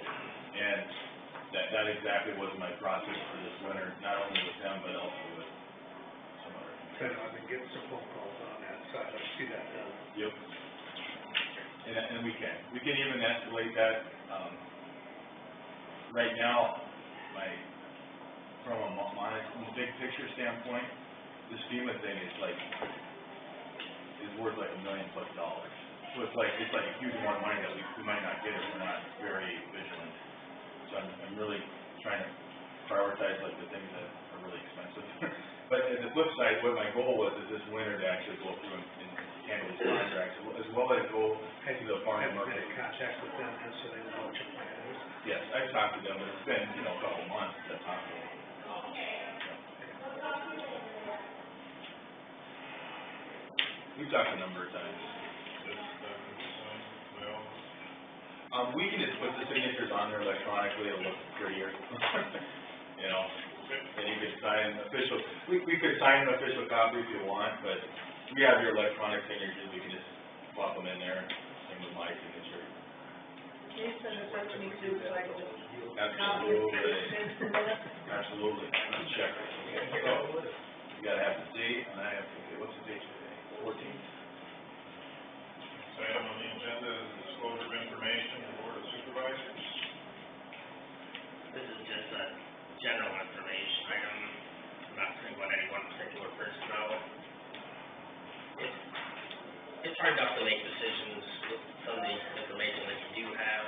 It'd be nice to have all of it, sometimes it just doesn't work out, but I would implore anybody, when we end up on a topic of discussion, and you have information that you know the rest of us don't have, that you share that information with the rest of us, so we can make that informed decision, no matter what topic it is we happen to be on.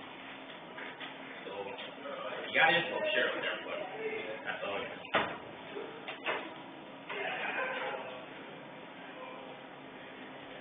Iowa Drainage Association conference. You get these newsletters or quarterly or whatever, The annual conference is scheduled for Friday, December 7th. Previously, we held a little bit of discussion about opening that up to members of the public to attend. We didn't establish strict parameters, but if we are going to do that, and as there's a date and time identified now, we maybe better narrow that down a little bit. Where's that at? I think it's usually been at, and it is at Fort Dodge, Starlight Village Hotel, December 7th.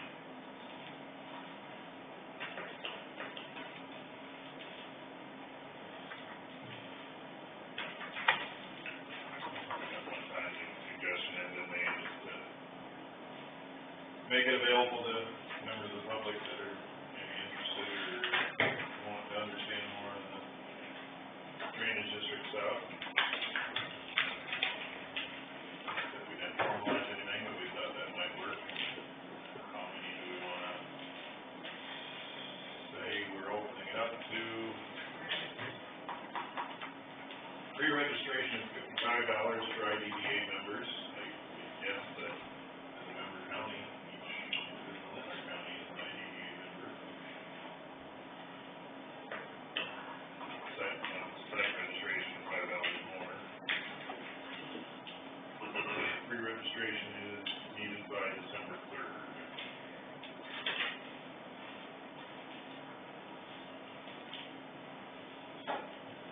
Suggestion that's been offered to me was just a first come, first served, say 5 individuals or 4 individuals, whoever's first, they express interest and willingness. Yeah, Sounds good to me. how many would you like to open it up to? Just say that.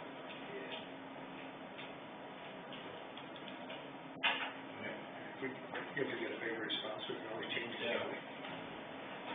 Are these people gonna be notified that this is taking place?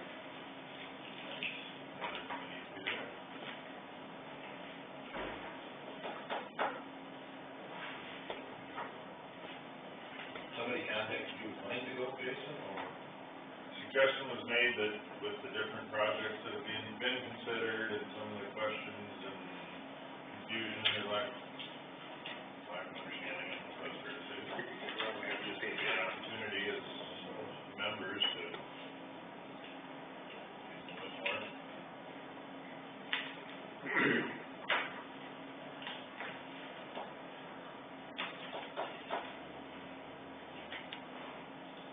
So we're Also, sitting want here, someone to do this. yeah, running out of papers, And what is on that thing?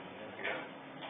You can't send the card out to everybody. I'm sure the right up about this meeting, we'll discuss it or mention it in depth. Yeah, but I can't guarantee that everybody will do that. But they have to pay them anyway, it's 10 would be the The county would cover the registration for 5 individuals.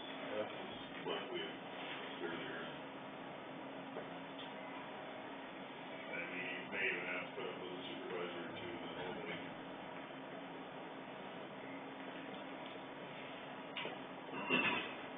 I have not attended the annual conference before, the whole staff at different times.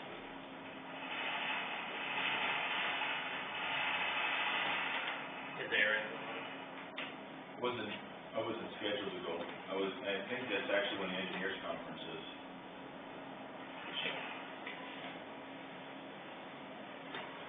I didn't even know about this.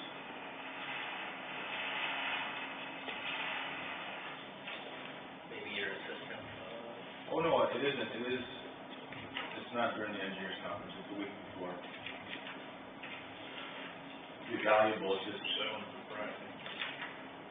a lot going on. How many, is it one day? Or is it 2 days? Just one day. One day. Fort Dodge, it starts early in the morning. Okay, we should 8:30 to noon to 1, with lunch included.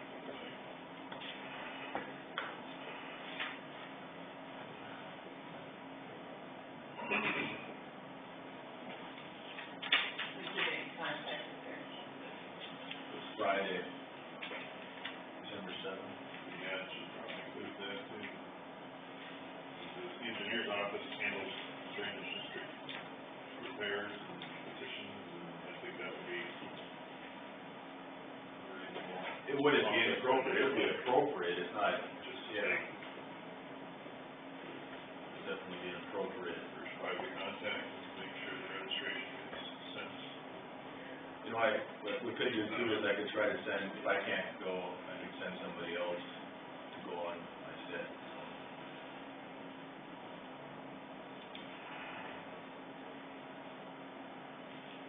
I would like to do it.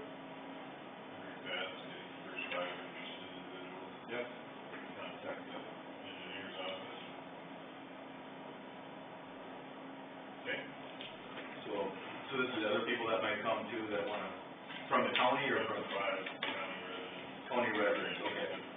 Gotcha. Should be fine. And we can coordinate and get the registration for them, help them with that process, that's the idea.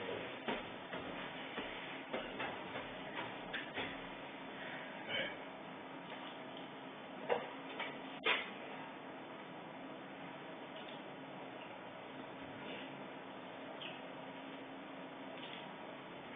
Action on that? Or is it already approached? Okay. Alright. Next item is discuss the engineer's contract. On the 23rd, we approved a new changed contract. Worked with Mr. Reed. Identified that the existing contract would be extended to today. And the contract that was extended, or the new contract was accepted, we have a contract in place, and the engineer's scheduled 2-week vacation was deemed appropriate and acceptable. My reading of that, that approval is tied to signed contracts. I talked to Aaron yesterday, and I received indication that he's not intending to sign the contract, just become an employee under the personnel policy. Forwarded some information to you concerning what Mr. Reed has identified with that approach.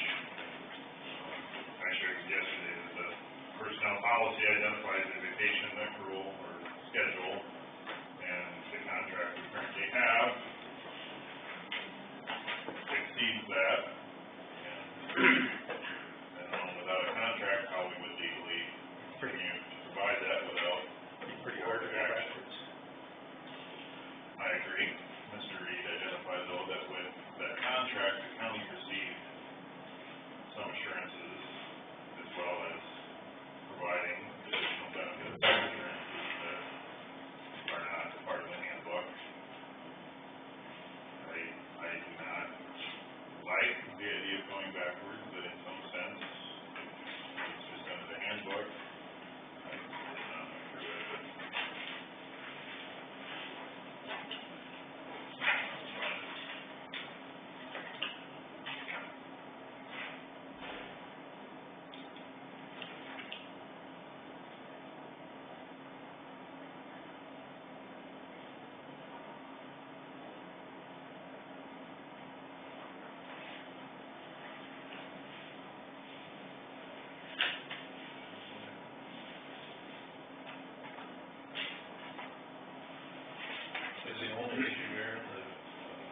vacation time?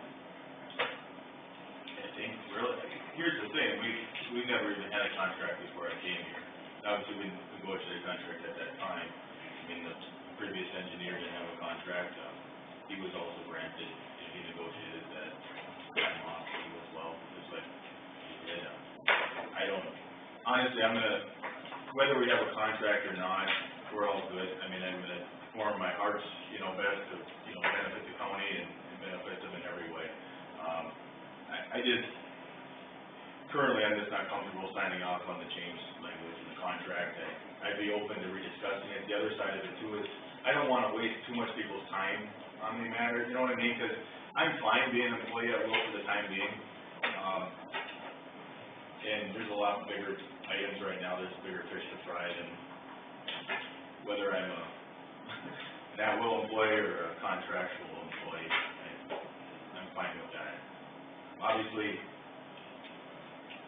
the contract makes the relationship just a little bit different versus an at-will status, and I recognize that. Obviously, the previous two engineers had that same. So I guess I'm proposing it just from a simplistic standpoint, just to move forward for the time being, as we're going through our budget over the next year, and we could rediscuss it too as time allows, and if there was a couple of key changes that we'd probably have an agreement to, in place. I just don't wanna push it in any way too, or I'm fine either way, you might say. Just moving forward, kind of the old status quo. I'd be fine without a contract, but I still think we should leave 4 weeks. Yeah, I think it's important, like, I'll be honest, I wasn't expecting that we're gonna change the conditions of employment, Yeah, because the handbook is different. It is different, I know it's different, But, yeah. I guess that's just my thought, I'd go with the handbook and just leave the vacation the way it is. And that's really the big picture, that is my employment. I mean, it's just more, really what happens is contractually, we have certain requirements on other items, like, things like termination and all this kind of stuff. Now, it's not there anymore. I mean, it actually gives you a lot more power in a way, and that's why I'm fine with that, I guess, for the time being, I'm fine with that. Part of it too is that we have a contract that's like in perpetuity, I wanna make sure that it's written for both sides, protect both interests, and I think we can even get there in the future. I just don't think it needs to be a topic of major discussion for now. Would we need a motion on that? It probably helped. I know that I asked Carol, what has happened with Charlie? She said, yeah, they just approved it, on the board, that's how they did it. The way you approved it when I got hired too. We need a motion on that, so I make a motion to go with the handbook for vacation. Consider requesting or expecting 60 days notice if you were to resign. Handbook allows 2 weeks. Or if we're going with the handbook.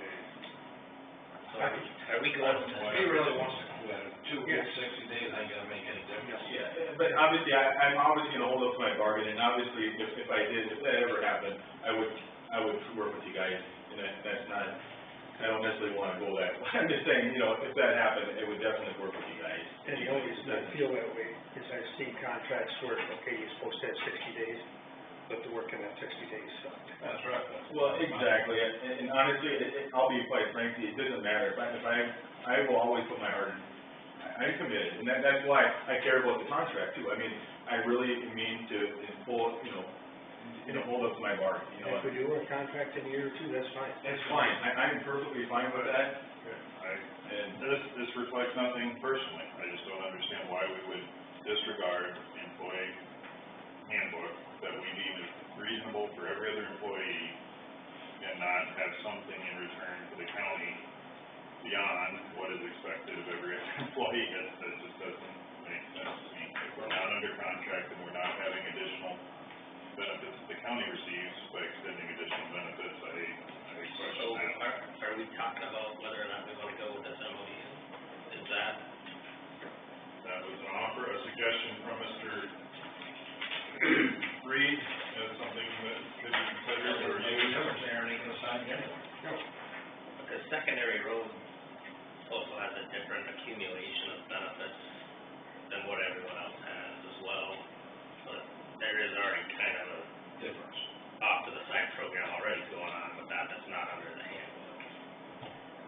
But it's in process of getting them in line with the handbook, and it's stepping out of a previously agreed contract. Should we moving back ask to- for a second, because maybe it'll be, maybe it won't be a second, then we can go into discussion. A motion to provide the 4 weeks. So what is your motion, to follow the handbook with the exception of including 4 weeks of But then you'd vacation? have to have a memorandum of understanding just for 4 weeks, Yes. right? The board can do an exception policy by this motion, is what I would think. So I don't get it. And I would be in agreement with that. Personally. So I'll support Mitch's motion. We beat this to death. Wait, We beat this to death. yeah. Okay. Is that calling the question in a sense? Well, no, if there's more discussion, that's fine. I was just saying, Probably more discussion too. I just thought if it didn't get a second, then we didn't have to go any further. I think with the contract, the county received additional assurances and additional benefits in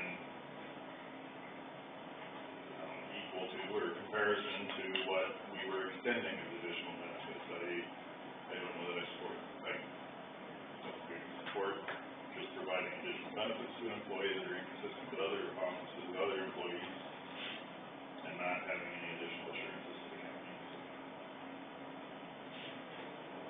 Said my piece. I prefer the MOU. Another question? All those in favor of the motion to provide the 4 weeks vacation in lieu of, or in exception to policy, signify with aye. Aye.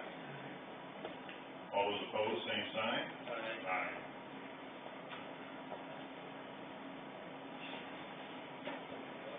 Okay. No longer contract, and we have 4 weeks approved vacation for. Thank you guys.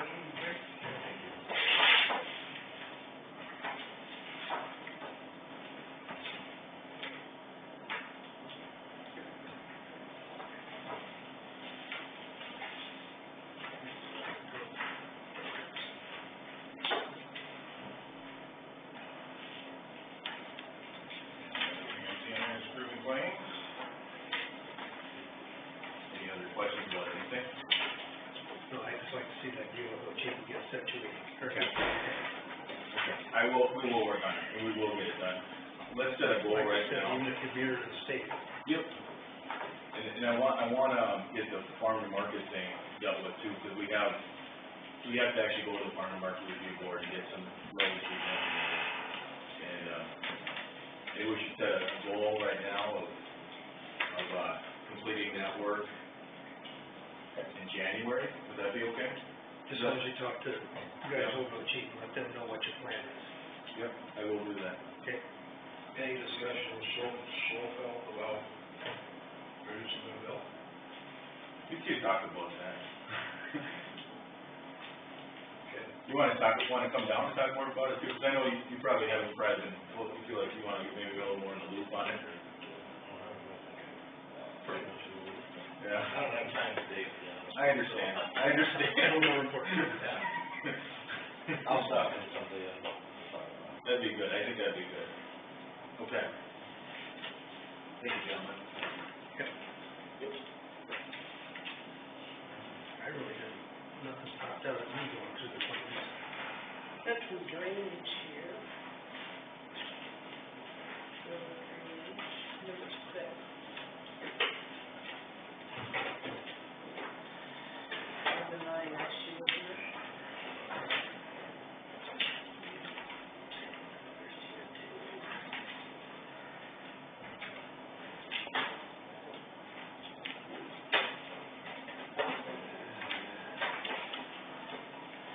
I just have a question. We bought softener, salt,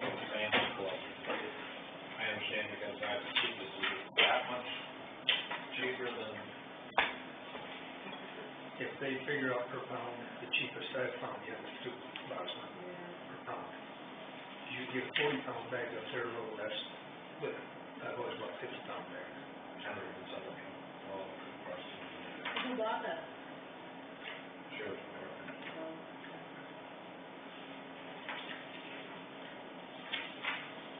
They already said, he knows who this, yeah, so he bought me, he got the bid. So it's actually cheaper somewhere else? $2. I figured out, for my house, I figured out per pound. And it's, because at Sam's, those, the ones I priced there, $40. And yeah, those are all 50 pounds that last me, it's just not chasing. I was gonna say that's all I've ever seen. Who's DD number 23? 39 and 42. 42 is here and then Jerry. What was the other one, Shannon? 39 and 23, I think. 39 would be Jerry. Right, south of home. And 23, you said? Somebody stole 23. Oh, 23.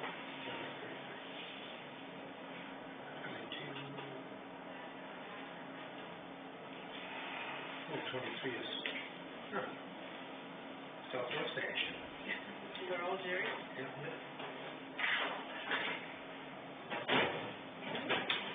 Right, just sign any place? Just, yeah, anywhere, I don't know. Number 6. That's me too. Yeah, 6 is Jerry too. Is it? Down there, by 39. Where is it at? Right south of home. What's this? 6. Oh, 6 is over there too. Was it a joint 6 or was it 6? I don't know, I just put it there. Oh, I thought it was good. If it's just 6, then That's the one right there. Much, is that headed to Sherman? Look on the next page. There's a little, that's your signature? Yep. That's Wow, it's already done. right on. it's way too fast.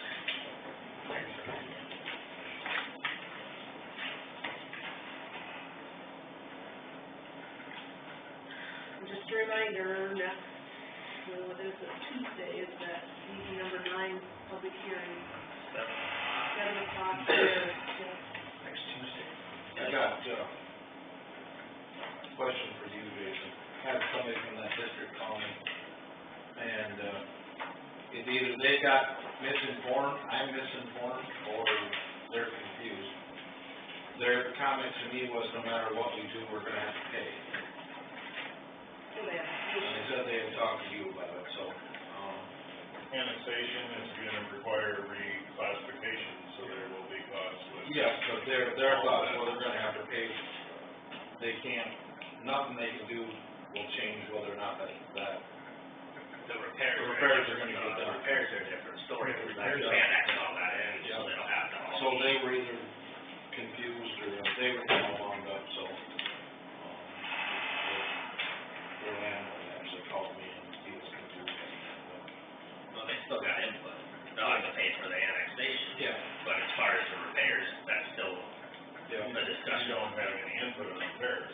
There's a failure, you have to repair. No, So there's going to be costs. But they were talking improvements. they were talking this whole project, whether or not they got annexed or not, they would have to pay because it was gonna get done. That was their, The way Ivan explained it was Yeah. after it got all annexed in, that the new group of people would get to have their Yeah, remonstrance, that's the way I understood or it. whatever yeah, as well. so I passed what I just said along to them and said, no, that wasn't, they weren't stuck no matter what.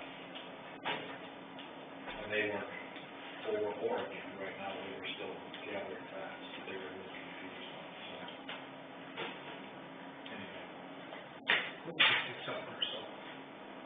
it's off or something, it said fabric's on. Whole fabric stuff, okay. The laundry is, That's what the salt does. You got Dollar General. I thought, it was under sheriff's. They get nice soft It's just a uniforms Sam's over there. that, Club that may be cheaper, fabric stuff, I thought we were talking salt or something. No, it was laundry, soaps, fabric. Yeah, yep, that may be cheaper there for all I know. They try to buy it in bulk. I would, well, I struggle. You have to figure I it out. understand we have to do it. You don't weigh it up, see how much that is. When you said that, I looked it over, I didn't see the stop sign. Sam's Club cotton. Yeah. I hate Sam's Club, but that's just.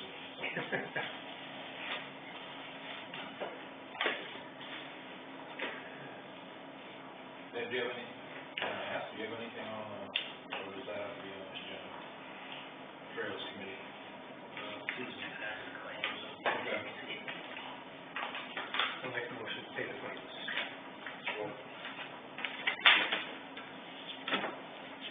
Discussion on the claims. So, Jerry, you, or you, and Jerry. All those in favor, signify by saying aye. All those opposed, same sign.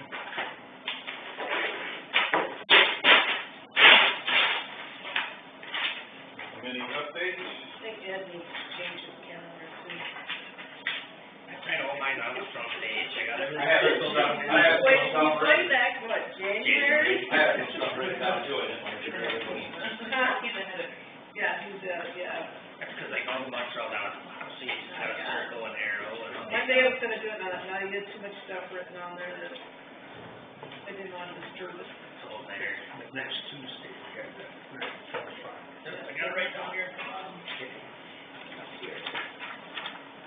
I'd have to call, but I feel like some of the call, Ivan, he can explain it better.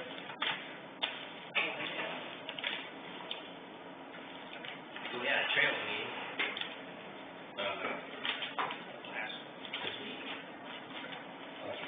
last Friday, last Friday we had a trails meeting, and they want to renegotiate and change the contract that we currently have with them. And I guess I would be okay with that going forward, but to go back and retroactively change what we already agreed to ask us for money that's not in the current contract that we have, I kind of have an issue with. Did we get anything from them? It depends on how you want to look at it. Yeah, we did, but we didn't get our share of The grant money. and now they want us to pay.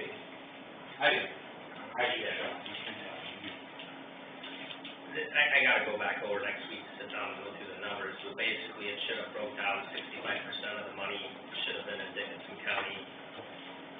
35% of it should have been Smith Osceola, and it ended up 72% Dickinson, 28% Osceola. And our contract states that there is no money involvement from us as far as anything above and beyond the grant. Well, it was spent above and beyond the grant, and they want $100,000 after the fact, that we didn't have any input on spending over that limit. Were we at their meetings, or? Nope, nobody's been there for 8 years.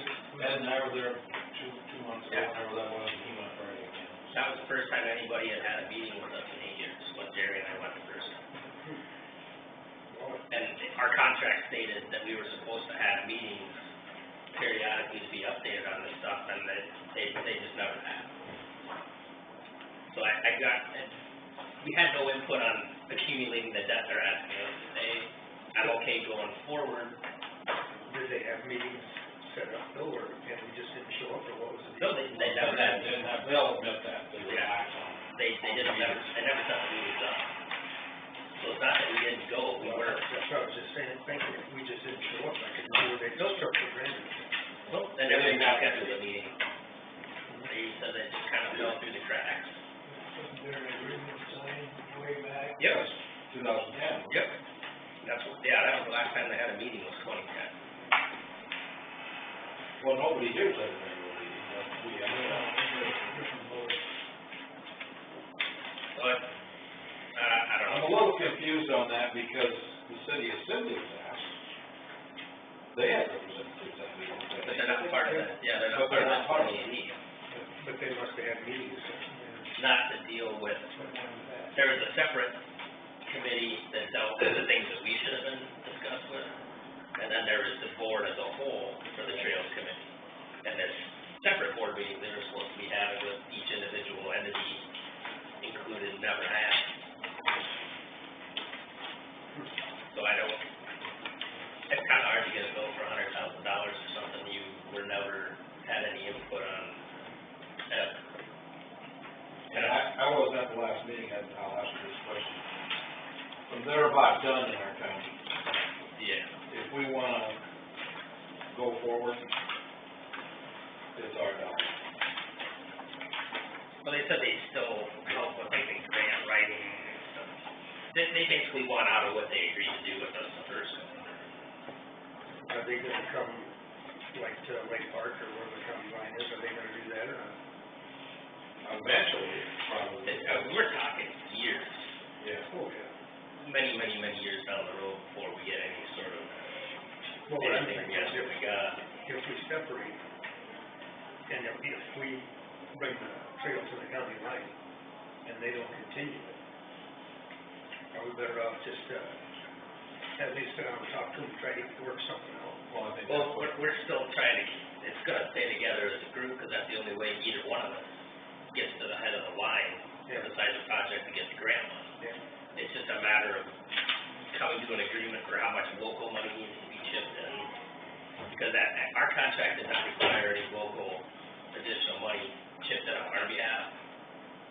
And now they wanna go back retroactively to that they've already accumulated and make us accountable for money that was spent on that project that wasn't necessarily spent here.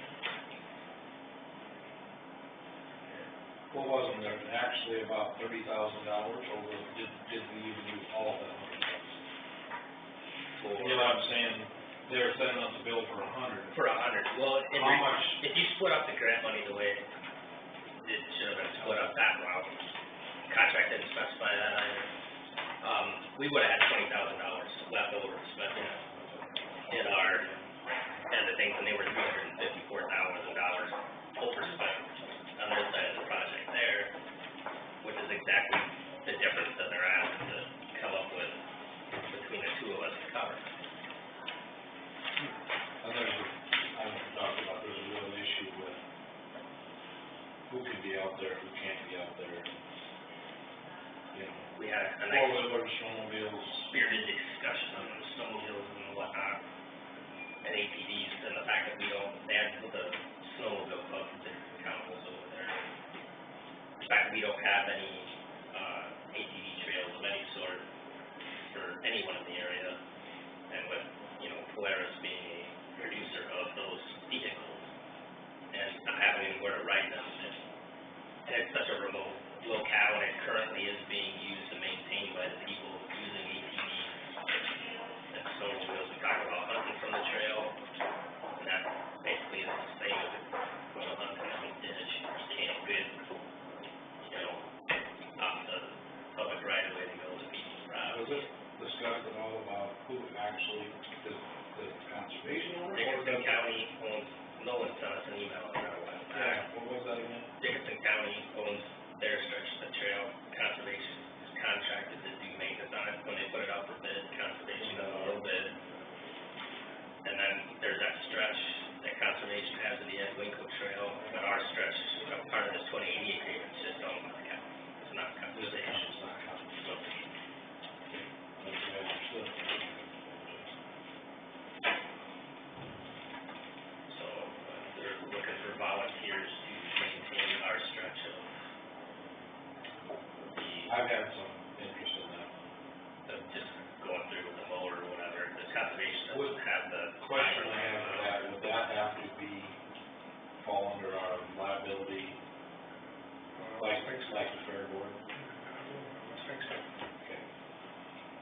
Might be something to talk to Bill about. But that's 13 extra miles of where conservation doesn't have the people, the time, and the money Oh, I can believe that. to do it. So if we can get it done with volunteers, and everybody's able to be having access and the ability to use trails. We talked about some of our disabled vets that are also using motorized vehicles to get at some of our parks, would also like access to those trails as well, because they can't ride bikes. So it doesn't do them any good to have a bike trail. And there's plenty of bike trails. But, Did any other representatives show up? nope, I was That called me, and make it.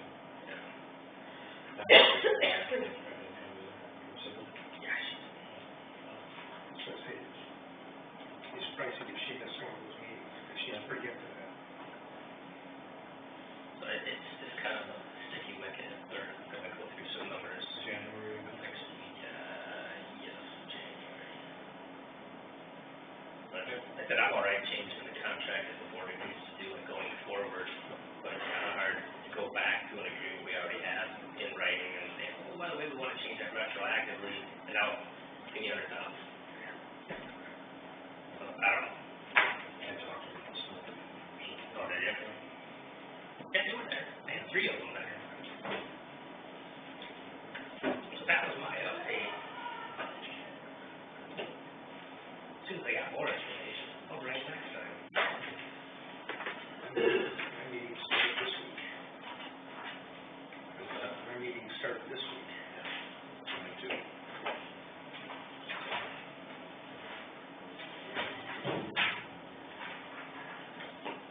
Further gentlemen? Nope.